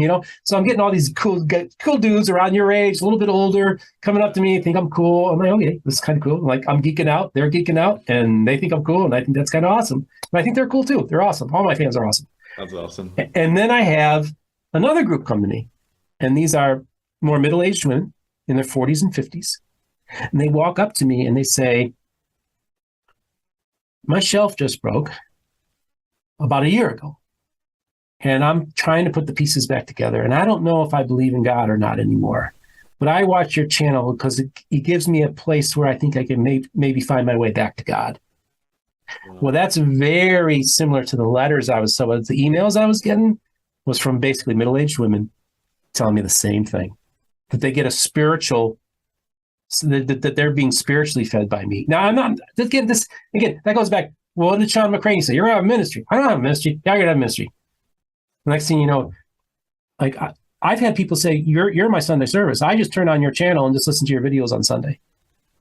That's profound and different and unexpected, but also kind of all seems to make sense in the context of everything that's happened. Like, yeah, okay, yeah. Of course. Look, I spoke in tongues. I've prophesied. I've had the gifts of the Spirit operational in my life. Growing up as a kid, this was very common. So for me, it's like, man, I just hopped into this world like, hey, I've been here. I'm digging this. I can handle this. And that's what makes me so much different than these other Christians who have this agenda. And this is the weirdest thing of them all, is they're Calvinists. Everything's predestined, but yet they think they have to go witness to Mormons, and they're going to go after me for not witnessing. I'm like, well, if it's all predestined anyhow, then if it's not predestined, and we actually have a role to play, and it's not about pushing people out of the kingdom like they're about, because really Calvinists, all they're doing is they're basically just trying to say, no, you're not it. You're not it. Okay, you can come in because we're going to have communion with you because you believe blah, blah, blah, blah, and you follow this pattern. And the rest of you, damn you, can go to hell because that's God's love and God's justice. Well, if it's not that, and it's about us as human beings recognizing the fact that we are all image bearers and we're all created in his image, and that every single human life has merit and is deserving of respect and integrity. And if we are all indeed part of him in his image, and I use him because I'm a man and just what I use, and I can't break that, but that's fine. I don't care. I'm just going to say it. But if we're all made in his image, then we should look at each other different, because that makes us, in one sense, brothers and sisters in the human community. Spiritually, we have the divine spark, which I believe is what happened when our ancestors realized there was something more to it than just being animals. And that then gives us a connection to those very first humans. And now we're connected to them. And we're connected to each other. And while we're just all on this journey together, and we're here to love each other. And I'm not here to go and say, you got to do this, you got to follow this relationship. Just love one another. Turn the other cheek. Pray for those who despitefully use you. Learn to forgive. And I'm not enforcing, I'm not going to say you have to forgive somebody who's done wrong to you. I'll never impose that on you. But recognize the healing power of forgiveness. And being able to love somebody who's on the other side of the street that has their protest signs and you got your protest signs. You need to be able to put down that protest sign if you see somebody over there, maybe an old friend of yours. You walk around in the middle of that street and you give each other a hug and love each other. Okay? That's what it's all about. So let's look at it this way. Amen. If we're not predestined, to me, this is the way we need to go. Yeah. If there is no God, this is the way to go. Yeah. If God is, as the atheists believe him to be, and and your hardcore Calvinists believe him to be, then none of this even matters. So I kind of look at it from this way. It's like, no, I'm going to play an active participant. I'm going to show love. I'm going to demonstrate the love of Christ in my life towards other people. I'm going to learn to continue to grow in him and allow him to grow in me, and just to show love towards other people. And, if I'm up at the throne, judgment throne, that's as I say, I just showed the love of Christ in my life. That's all I tried to do. And you put me through a lot, but I still love you. No. But the point being is that's how I see it, man. I don't see how it could go any other way. And that resonates so much with me. I recently did a video on my channel, and it was, I think, entitled Labels, Divisions, and Love. And I just talked about how in our society, even in the church, between critics, apologists, ex-Mormons, Mormons, Christian, agnostic, atheist, there's so much division. There can be so much attack. There's not that empathy. There's not that respect, and there's not that love. And even if you believe we're all just human beings, or if you believe that we're children of God made in his image, I think, there's a scripture in the Book of Mormon that says that there is no contention or divisions among the people because of the love of God that was in their hearts and the love they had for each other. And that's what Jesus taught, like to love each other, and that will help to take away all those divisions. And at the end of the day, even if we believe different things, if we are striving our best to love God, to love our fellow man, it seems like really that's what it's, at the end of the day, that's what it's all about. It is. And this reminds me of a conversation I had with Dan Vogel, because him and I was like, one day it was a Saturday morning and we just start talking for like 3 hours. And I'm like, Dan, this is the interview. Let's just you and I sit in front of the camera and chat. He's like, okay. So a few days later we chatted. But one of the things he said to me off camera was like, I was telling him about my spiritual experiences. And he says, Steve, and Dan, I know you're cool. You're going to be fine with this because it's something you would say in public. And I meant to say it on Mormon Stories. So there's another thing. And Dan Vogel goes to me, and I'm telling him like my experiences I'm having. Steve, basically all you've done is you've externalized something that's internal. And, that's how he's seeing it. And of course, I can't believe I didn't say it at the time because I thought about it later. So I'm going to say it now. He says, yeah, you've externalized something that's internal. And I'll be like, the kingdom of God is within you. That's how I see it. Yeah. There's truth there. Yeah. And if the kingdom of God is within you, then you can go about building the Zionic kingdom, building a better place to the world. And, look at yourself. I'm an image bearer and they're an image bearer, and they have the same fears and concerns in life as maybe I do. And maybe I don't agree with them, but I can still love them and they can love me. And I'm going to make an effort to love them, and maybe they'll love me or whatever. Yeah. why don't you give it a shot, man? Yeah, there needs to be more understanding. We're all human beings. We all have needs. We all have emotions. We all desire to be good. We want to find meaning, and there should be that love and understanding towards each other. And especially if you're a Christian or if you're a Mormon, and you believe that we're all, creating God's image, that we're His children, that we should love them even more, even if they have different beliefs or have different political views, or they identify as LGBT, or if they've left the church. That we shouldn't be demonizing and causing these divisions, because I don't believe that's what Christ stood for. I'd like to ask a couple of questions, including sure. about your faith now. Yeah. You've kind of alluded to this, but how would you describe your faith now, as opposed to maybe when you were an evangelical Christian, for the first 30, how many years it was of your life? Maybe your beliefs in God, in Jesus, in Christianity. Talk a little bit about that. And then I'd also like to hear what's sort of like your thoughts on Joseph Smith and the Book of Mormon and the church. What are your sort of beliefs or your sort of conclusions on that? Okay. Well, I mean, as of course, as I left faith, atheist, I throw out everything. Now I'm coming back into Christianity with a much more different view of God. My conversations with him are much different as well. Okay.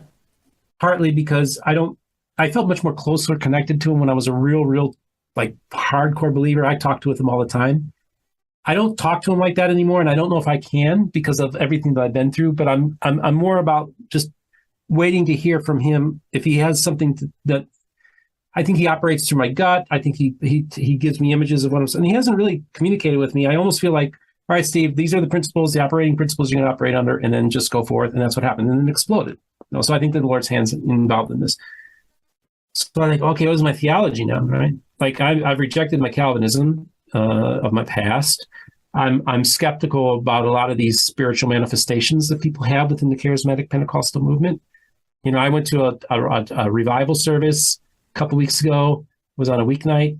I went on there on Tuesday. They had a Monday, Tuesday services. Monday night they baptized 180 people, and I think they're going to have a similar amount the next night. And I'm sitting there watching this, and I'm like, I just don't know if this is real. I'm skeptical. Yeah. Like I sat in here for 45 minutes. I just want to say, okay, do I feel the Spirit? Do I feel something here? Because most of the time when I go to church, I don't feel anything. That's what made the Church Jesus Christ experience so remarkable, is I felt something that I hadn't felt in a long time. And in a service. So I'm like, okay, what does this mean? Now, do we go by feelings? In one sense, I try to question them and try to be subjective. I don't want to be subjective in one sense, right? I want to make sure that, am I just being manipulated or whatever? That's why I made a point to bring my mom and other Christians to that service, because I want to know, okay, do you think the anointing is here, right? And then they all say, yeah, there's the anointing here. And so I'm like, okay, so I know it's not just me. I can bring any Christian who's a charismatic or a Pentecostal, and they can sit in that service, and I think they'll feel at home, right? So now that's kind of my epistemology now, right? If let's go to church service, check it out. You feel the Spirit? Okay, that's probably where he's at. Okay, that's kind of how I look at from that perspective. And I know what the Spirit feels like, and I know what it's not, because most of the time I don't feel it. Yeah. So maybe that's one thing. I go by, do I feel the Holy Spirit? Do I see the fruits of the Spirit operational in this church and in this individual? So now then the question goes like, okay, John Dehlin, why don't you call me a Christian or whatever? He's like going on, we're having this conversation. And I'm like, John, that's not my place. Because first of all, we were called Christians by other people. So even to use the word Christian is not necessarily an accurate thing. To me, it's like everybody's on a journey, right? And I think we're all at different places. I kind of look at it from the perspective that God, because he transcends space and time and everything, he's eternal, that he doesn't see us where we're at, but he sees us as our completed selves. That's how he sees us. So he didn't see me as an atheist who sleeps around, gets drunk every night. He saw me in my completed form the whole time. He has the eternal perspective. Yes. So I'm like, man, John, I look at it this way. I was like, man, God's seeing you in your completed form. All I can say is I feel the Lord wants you to be a minister. And I even told John when we were having lunch, I said, I feel the Lord's going to you're going to find a way back, not necessarily to Jesus Christ, but back to having something, another, like a faith, a relational faith. Okay. Yeah. And that's all I'm all about. Don't worry about what church you go to. Don't worry about getting baptized, really. Don't worry about checking any boxes. Just go to him and say, Lord Jesus, I want you in my life. And I want you to come into my life, and I want you to be my Lord and Savior. I believe that you died for me on the cross. And I believe that you resurrected so that you defeated death and you defeated Satan. You are victorious, and I'm one of your children. And if you acknowledge that and have Jesus be your Lord and Savior in your life, I don't really care what you believe about the Trinity. I don't care what building you go to. I don't care if you believe in hell or you don't believe in hell. I just don't care about any of that stuff. It's all about you having a relationship. So my Christianity is deeply personal, highly libertarian, just about having a personal relationship and cut out the middleman. All right? So now the question you have for me is, do you have a follow-up, or do you want me to talk about the Book of Mormon? Yeah. Okay. So I have a comment, then I'm going to ask you a question. Okay. The thought I have is, when I think about Jesus and I think about his ministry and his teachings, Jesus seemed less concerned, in my opinion, about the right theological beliefs or doctrine. He seemed more concerned about the right heart and the right relationship with God and to others. I remember I listened to this near-death experience. I went through a phase where I was listening to so many afterlife near-death experiences. This was whenever I'd left the church and was trying to figure out what do I believe. Some of them were weird. Some of them I was like, I don't know, these people seem a bit out there, a bit crazy. But there was one guy who was an atheist, and he had a near-death experience. Can't remember exactly what it was, but he went to this afterlife. He described this dark, I think he described it as a hellish place, which I found that part a little bit disturbing. But he was an atheist, but he was like, there's an afterlife. And he went to church when he was a little boy, and he said the only prayer he knew was a little song about Jesus. And he said that he started singing that song, and then Jesus came, stretched forth his arm, and took him to his presence. And he described Jesus as being this being of love, of light, that he just knew him and loved him so much. But Jesus, according to his experience, told him that he needed to sort of like change his life. He was living quite a selfish, sinful life, and that he needed to go back to earth. His time wasn't over, and that he needed to tell people about Jesus, to follow Jesus, to do good on earth, and to change his ways. And so much of his story seemed really sincere and heartfelt. Whether or not it's true or not, that was his experience. But at the end, he asked Jesus, which church or which religion should I join? And my ears perked up, and I was like, what's Jesus going to say? Of course he'll say the Church of Jesus Christ of Latter-day Saints. Or will he say, be a Calvinist, or, what will he say? And he said that Jesus turned and said to him, whichever religion brings you closest to me. And that sort of hit me, that I wouldn't be surprised at the end of the day if that's really all that matters about us and our relationship with God, having the right relationship, our hearts, our faith. And I'm less concerned about being the right religion or having the right doctrinal beliefs, because I think we see through a glass darkly.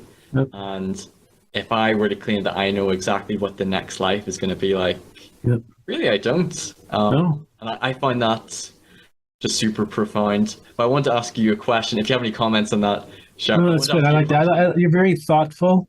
I like that you're thoughtful. And this is kind of what I find is a lot of my guests are very thoughtful people. Yeah. And you think about these things, right? Yeah. And I can't follow a God that's going to send you to hell. I won't follow a God that's going to send you to hell. Thank you for that. That was going to be one of my questions, but I know what the answer is going to be. So related to that, so in your view, because some Christians would see as Mormons are going to hell, or even Jehovah's Witnesses or other religions, I'm guessing that you believe that whether or not you're Mormon, Jehovah's Witness, Catholic, do you believe that they'll be in heaven as well? Obviously God's the judge, but in your view of God and what he is like as a being, his attributes. Yeah. So there's a Father Newhouse who founded First Things magazine. He was Lutheran, then he became a Catholic priest, and he had, and I don't know if it was he wrote this or somebody wrote this in this publication, and that was, while the church or the scriptures may not teach us that there's universal salvation, that means that can't be our hope. That couldn't be our prayer as Christians. Yeah. I don't necessarily have a problem with that. Because I look at it like, yeah, you know, and I kind of look at it like I remember I was talking to a Christian about 6 months ago, and he was explaining to me, he said, no, think about it, Steve, like, you got like 1 billion Catholics, you got like all these Orthodox, you got these Protestants. He's like, that's about 1/3 of the planet that acknowledges Jesus Christ. So he's kind of broad in his view of Christianity. Who's going to heaven. And he's like, that's like 1/3. And I'm like, yeah, but I said, that's good. Now you got to understand, like in baseball, America, if you go into the Hall of Fame, if you're a 300 hitter, so if you hit about a batting average of 300, so 3 out of 10 times you get a hit, 3 at bats. So if you get that plateau for a career, 300, get 3,000 hits, you know, so you're a Hall of Famer. So, or if you get, especially do a third, like, wow, you're like a superstar. So I go to him, I say, listen, I said, I don't know if what Jesus did at the cross might be good enough to get you into baseball's Hall of Fame, 1/3, but I think God and Jesus are bigger than that. You know, I would say it's a failure if it's 1/3, if it's only just people who proclaim Jesus Christ as Lord. The Bible tells us every knee shall bow and every tongue confess that Jesus Christ is Lord. That's right. Well, what does that mean? If you confess with your mouth that Jesus Christ is Lord, you're one of his, right? And I don't think at the very end of this eternal process that we're just in a minuscule part of, we have a universe that's going to be around for trillions and more years. So I have no way of knowing. But to me, I don't see how this doesn't, in some sense, ultimately lead to that possibility that maybe there is some eternal punishment of some kind. But I honestly think that the redemption of creation started at the cross and continues to this day, and that redemption will cover the entire universe. And I believe that moment of redemption will be happening at the very end of it all. Now, if only 1/3 of humans on planet Earth are the only people that are in heaven, and we have this vast universe with multiple civilizations and other peoples, they're all damned because they didn't hear Jesus. If we have all of this going on, and basically 1/3, and he also historically favored white people in this whole process as well. So you would have a disproportionately white heaven, European, if you take historically, you know, the history of the church. Yeah, that just seems pretty small to me. Yeah. Answer your question? It does. It does. I want to ask you a question about John Dehlin because you know him personally. Yeah. Friends.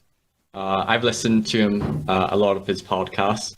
Some people, I think, can idolize him a little bit. You know, he's a hero. He stood up to the church and was against some of their policy, and he's talking about issues with church history and the truth claims. On the other hand, there's some very maybe extreme apologists or members who see him as he's an apostate, he's a wolf in sheep's clothing, he's a deceiver. Yeah. You know him personally. You've interacted with him. You've been on his show. How would you describe John as a person? Very passionate, very extraordinarily plugged into that world, very thoughtful. Yes. Extraordinarily thoughtful person. This is a person who told me we were going to do a segment, and I can't give any details. But we were going to do a segment, and he told me he was doing the research, and he was going to do a segment about some individuals in the church. And he said, I got so depressed because I felt so bad for them because they're put in such an impossible spot to be where they're at in their regard vis-a-vis the church. He said, I got depressed and I had to stop doing the research because I felt so bad for those people. And I've talked to some of those people that he was talking about, and they just tear into John. So here you have a guy, so they have this perception of John. He's this, he's that, he's a horrible, I don't have anything to do with him. And then here's John feeling bad for him and feels depressed and his heart goes out to these people. And they don't even realize that. So a lot of the people who really hate John deeply cares about. That's the side people don't see, and thinks about them and says, man, I want to do this segment, but I feel so bad where they're at. It makes me depressed. So that's real there. See, that's a real person, man. See, this is the whole thing. Like, he's a demigod or he's the devil. He's put on a pedestal. He's treated like a movie star whenever I go out to dinner with him. If there's a restaurant that's fairly crowded, there's inevitably going to be a handful of people. They're going to recognize him. Want to get a selfie, tell him how much he means. Sorry, I don't mean to interrupt your conversation, but I tell you, John, you've changed my life. And then he's got other people who hate him. And it's actually, in particular, progressive Mormons probably have the biggest issue with him because he was viewed as a progressive Mormon for such a long time. Then he gets axed. And so that community seems to be most hostile towards him, which I understand the politics. There's a lot of things going on there, and that's fine. But yeah, so he's thoughtful. He's extraordinarily intense. Like when John Dehlin is like really going at it on a show, he doesn't turn that off when he goes off camera. That when he's got this like cause that he thinks is really important, he's just as passionate about it off camera as he is on camera. Okay. So that's just how he's wired. So people, if he's like steamrolls you, or you honestly feel like, whoa, that's just John Dehlin. He's passionate. He's not, don't take that personally. Yeah. And if he doesn't return your phone call, or if he goes to you and says, hey, you ought to come on my program, and then you don't hear from him for a year and you get pissed because, you lied to me. You didn't have me. No, at that moment that he asked you to be on his program, he really meant it. But he also has all these other things going on, and he's always putting out fires, and there's people attacking him all the time. It's like, and if you saw what I saw and had the conversations that I've had with him, I'm like people don't hear that side of him. That's why I'd like for him to write the book, right? So he could tell his story. And, John can tell his own story, but I'm just telling you my perspective interacting with the guy. I just remember the very first phone call I had with him. I said, I said, I just love you, John. I said, I love you and Jesus loves you. I was like, having my first phone call. I just want to let you know I love you and Jesus loves you, man. Yeah. I really care for you. And that's what I'm supposed to be, is just be somebody that's to encourage you and love you. Now, I feel like with John, because of who he is, he's a celebrity. So he's almost like, for some people, it's like they get excited. They meet John, so I feel like he's a movie star. So that makes him, in one sense, inaccessible. And then you have the other people who hate him. So that makes him inaccessible. So neither one of these groups really get to know him, right? Yeah. Well, this is another training ground that I had. See, remember going back to politics, all my celebrities were congressmen, senators, presidents. Here I am, a kid in his late teens and early 20s that meets presidents, congressmen, senators, knows U.S. senators on a first name basis and U.S. congressmen. So I got to meet all my heroes and celebrities when I was a kid and met multimillionaires, very powerful CEOs asking them for money. And so I don't look at anybody that I talk to and say, oh, I don't get excited, because I experienced all that when I was younger. And I recognized early on, as I spent time to been to their homes, spent time with them, had dinner with them. These are people just like you and me. There's nothing special about that person that's, that you see speaking in the chamber of the U.S. Senate. And they're no more different than I am. Yeah. So that gave me the ability to approach somebody like John Dehlin and look past who the persona or the celebrity or what people perceive him as, but look at him as like, dude, you're just a bro like me. That's why if you watch the interview I did with John, or all of my interviews, there's a comfort level there, dude. Yeah. Like there's no, like, it's just like him and I having a conversation back and forth. There's a couple of dudes just, and it just, that's, you can't fake that. Yeah. That's a real genuine conversation about two people who genuinely care and respect each other. And there aren't a whole lot of people out there that have that kind of relationship with John, and so that's what makes it different. That's why I'm able to see the side of John that I've met Margie just briefly, and I've been by his house just briefly, and I go out to lunch and dinner with him. So yeah, I feel like we're buds. Like, he's the kind of guy. Next time I go to Utah, hey, I'm in town. Let's get together for dinner. And I'm like, okay, And that's enough. Well, I could keep going on, but last fall, that lunch that I had with John Dehlin, it was completely unplanned. I was going to go back to Rod Neldron's Firm Foundation conference that Saturday, and my transportation situation changed, so I wasn't able to get out to that thing at then. So I went to John Dehlin, and I just kind of reached out to him on a Saturday morning. I said, "Hey, I'm in town. I haven't heard from you," because again, you don't hear back from John every time you come. I'm in town, and I don't know. I guess I'm sorry we won't be able to see you this time, but next time I'm in Utah, I'd like to see you. Within 5 minutes, he's messaging me, "We got to do lunch. We got to do lunch now." So within an hour, I'm sitting in front of him having lunch. So it's like, that wasn't planned either. And none of the, I mean, dude, I literally have not planned any of this. I mean, when I went up did a cold call with Richard Bushman, nobody knows who I am. And this is the other thing too. Like, so this is my original business card. I still have this one. This is my business card, right? And I have this bookshelf. This is a picture from my bookshelf. And Claudia Bushman's looking at the books on the shelf, and she says, "Look, Richard, he's got 2 of your books on that shelf." Was that what closed the deal? Maybe. Well, Richard Bushman did tell me, he said, I like the idea of reaching out to evangelicals and outsiders. So I think he would have come on. But I do think, well, maybe that was like the one thing that tied it in, was maybe Claudia seeing the books and pointing it out to her husband. Maybe that's that little thing, that little decision to take that picture, that all these things. To me, I don't know what to do with it, dude. It just seems like it all falls into place in a way that it always falls right into my lap. Like, yeah, it's crazy. That's so awesome. And I liked what you shared about John. In my sort of observation, obviously, I don't know him personally, but I've listened to so many hours of his podcast. And I always like to give people the benefit of the doubt and not judge people. But to me, he comes across like somebody who, he's had his issues and concerns, and with the church. He started podcasts to try to help people to be more transparent about the issues, the history. Let's help LGBT people, those who are in mixed-faith marriages, and to provide a community after Mormonism. Yeah. And even if you disagree with them, even if you think that his interpretation of church history is too critical, I still think that he's devoted to his cause, that he wants to provide informed consent and help build that community.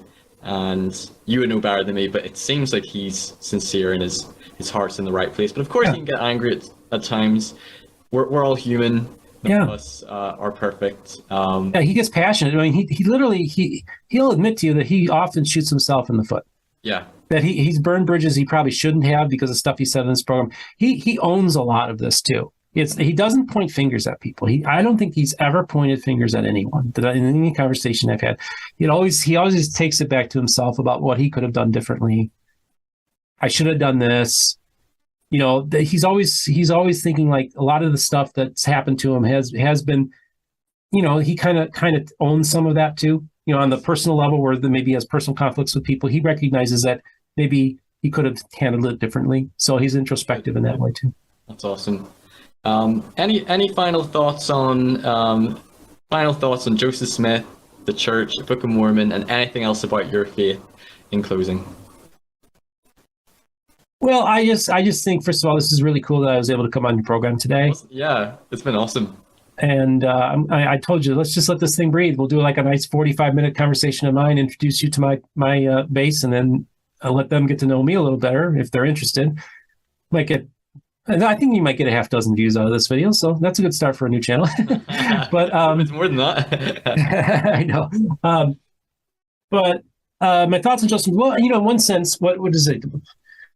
The names of my Mormon Stories interviews. What an evangelical loves about Mormonism. How Mormonism saved an evangelical's life. I talk about how Joseph and I would have been friends, if not frenemies. That I have a real deep connection to him. That I like the Book of Mormon. I love the story of the coming forth of the Book of Mormon. I love the fact that the Book of Mormon, as straightforward as somebody wants to say, there was just some illiterate farm boy wrote this book. But he was not as illiterate as people think he was. He did have some, we know that. Mm-hmm. He had some book learning, he did. But to go after this text for 200 years and research it and do textual analysis, and still we are finding things in the text that we didn't see before. there's a complexity to the book that I find fascinating. Yeah. I find the story of Freemasonry and Mormonism to be very interesting. You know, that infinite. I find the fact that it was a Pentecostal who found that the anti-Nephi Lehi story is at the exact textual center of the Book of Mormon, which to a textual critic is highly important. And what's interesting is that here's a book about war, but at the very center of the text, it's a story about burying one's weapons and being peacemakers. That's right. At the very center of this war document, if you call it. You know, so I find it interesting that Pentecostal doctrine is found in there that didn't exist until like 80, 90 years later. I find it interesting that so many people can come with a different idea of how this thing was done. I think the latest one, the Visions in the Seer Stone book, is fascinating because it gives us another aspect of how it could have been done. But I also honored the Book of Mormon because, like as John Hamer pointed out in one of my interviews, and I brought it up on Mormon Stories, is that Christians should be grateful for the Book of Mormon because most of your Second Great Awakening sermons that were given were never written down. They were off the cuff, and they weren't planned. And they didn't have notes. He said, "You have 19th century Second Great Awakening sermons in the Book of Mormon." What a valuable document that is, if you want to look at it from a naturalistic explanation. What were they hearing? Go to King Benjamin. Hear what King Benjamin said. That's what they were hearing. The same spirit, whether it's the same spirit that King Benjamin had as those Second Great Awakenings, or he was getting the influences, I don't really care. I can go either way. I don't care. I'm going to be more inclined to be naturalistic, but I don't care because that's interesting. There's 19th century Christianity in the book, sermons in the Book of Mormon that we never thought would be there. Then they're in there. So now we know what it's like to be at one of those Methodist revivals, man. We also know what it's like to be there to listen to King Benjamin. We also know what it's like to hear a Methodist exhorter in the 1820s. Well, that's cool stuff, dude. Whether Joseph is doing it through his own filter as a translator, whatever, I don't care. I'm just saying it's a historically important book. It's a thoroughly Christian book. It's a book that Christians should use, embrace as a tool of being able to get to know your Mormon neighbors that maybe you want to witness to or talk to or get to know better. Read the Book of Mormon. Study the theology of the Book of Mormon. Look at the Jesus of the Book of Mormon. I do quibble with a few things. I definitely do. When he comes back to the New World and reigns destruction, that seems quite different than the Prince of Peace, you know. But I have a theory for that one too. But either way, there's enough Christianity in the Book of Mormon that one should engage it that way and look at this is a Christian book. Like, if you want to say it's fiction, fine. It's like Pilgrim's Progress. And there are many, many Christians who believe the book Pilgrim's Progress was inspired fiction. But actually, John Bunyan claims that when he wrote the book, he was given a vision and he wrote it down. So it has a supernatural origin as well. And so many Christians throughout the centuries have considered Pilgrim's Progress to be Pilgrim's Progress to be an inspired work. Well, I look at it this way. What a lot of Christians don't know, and I've had conversations with this before, is that, well, we're not supposed to add books to the Bible. Well, first of all, do you know that story? First of all, it's in the book of Revelation. There's still, and it says, don't add or subtract anything from this, all the curses and blessings of this book. Basically, it's an anathema. Don't add or take anything out of this book. Well, a lot of Christians think book of Revelation, end of the Bible.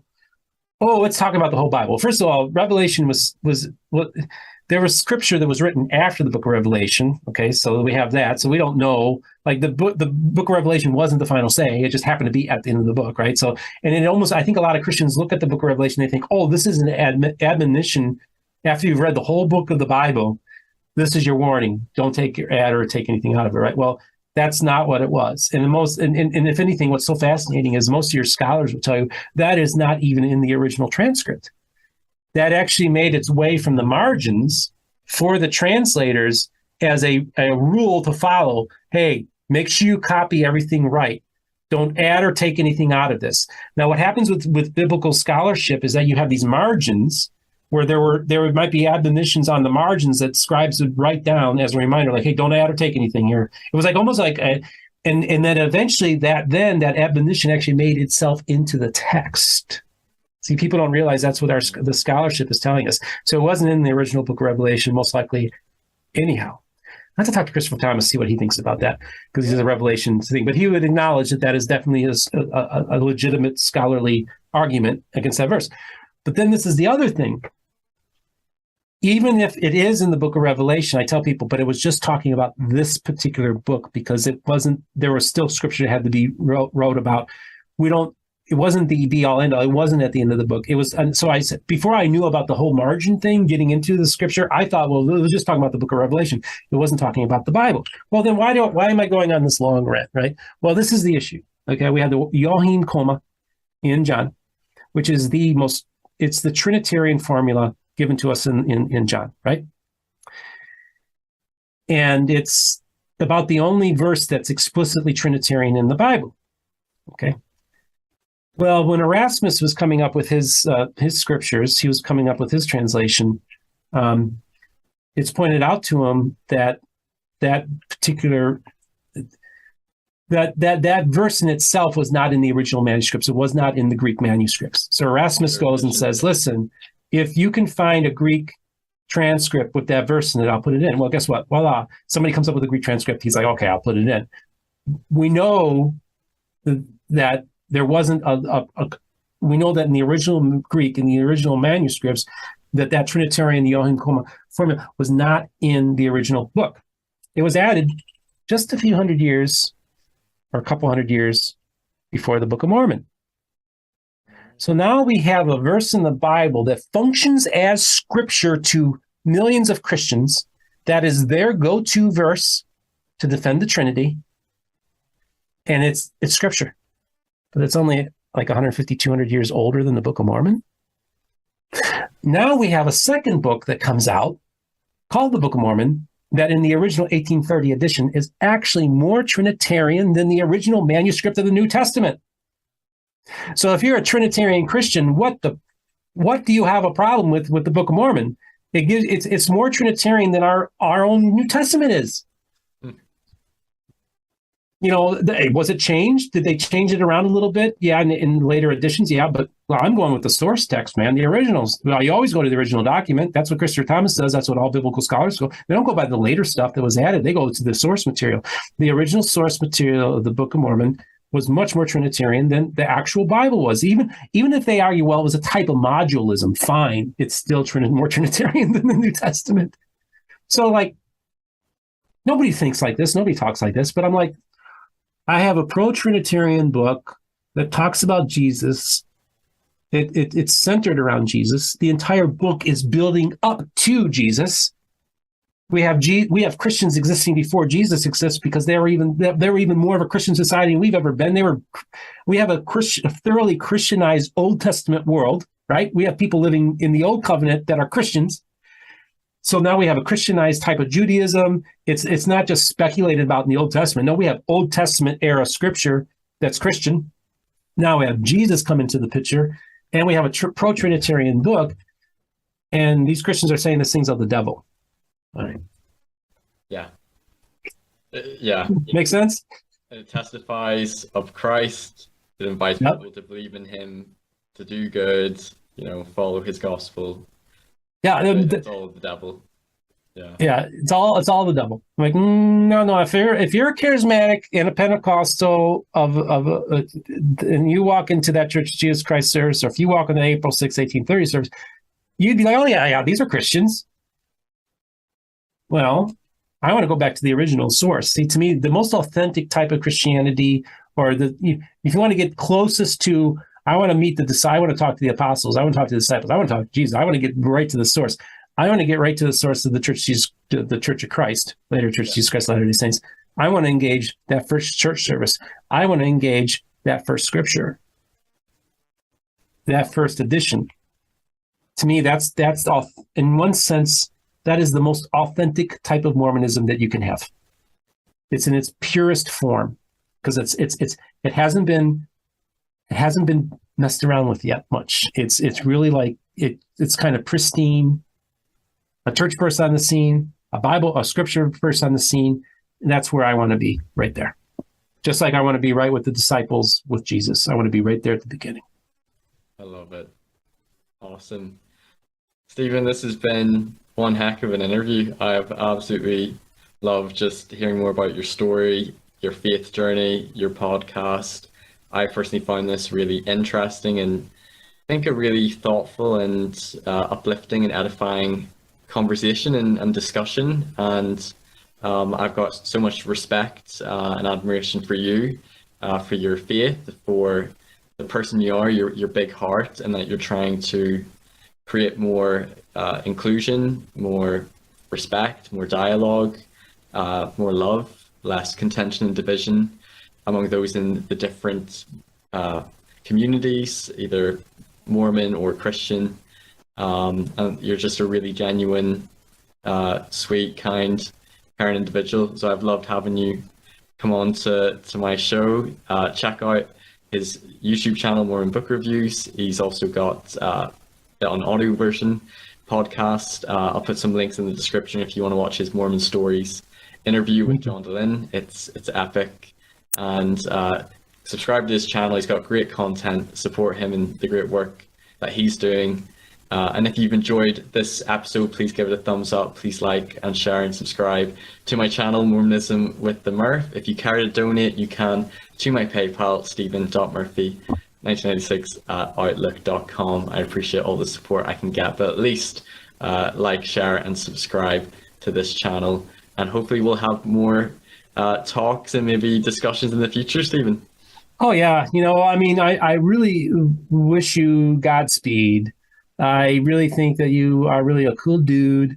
I don't want to sound like, well, I wouldn't normally take 4 hours or, I think we've done like almost 6 hours of taping, 5-6 hours of taping today between my channel and yours. So don't forget to check out my interview with the Murph as well. Just kind of an introduction. And he tells a little bit about himself. So you want to get to know your guy a little better, come flip on over to my channel.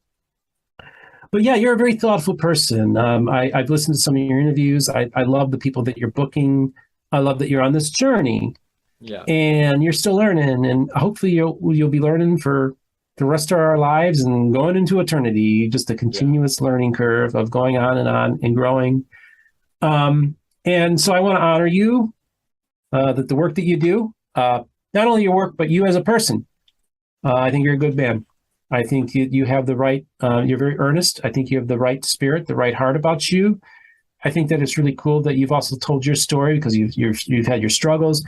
You want the truth, man. You want to grapple with the truth. You don't, like I said before, I don't want an easy faith. I want a hard faith. Yeah. I don't want a superficial faith. I want a deep faith. And I think that's what you're heading to. So, man, I love you so much, and I think you're awesome. And thank you today for having me on the program. Yeah, thank you so much. It's been awesome. Thanks, everyone. Thanks for watching. Take Bye. care.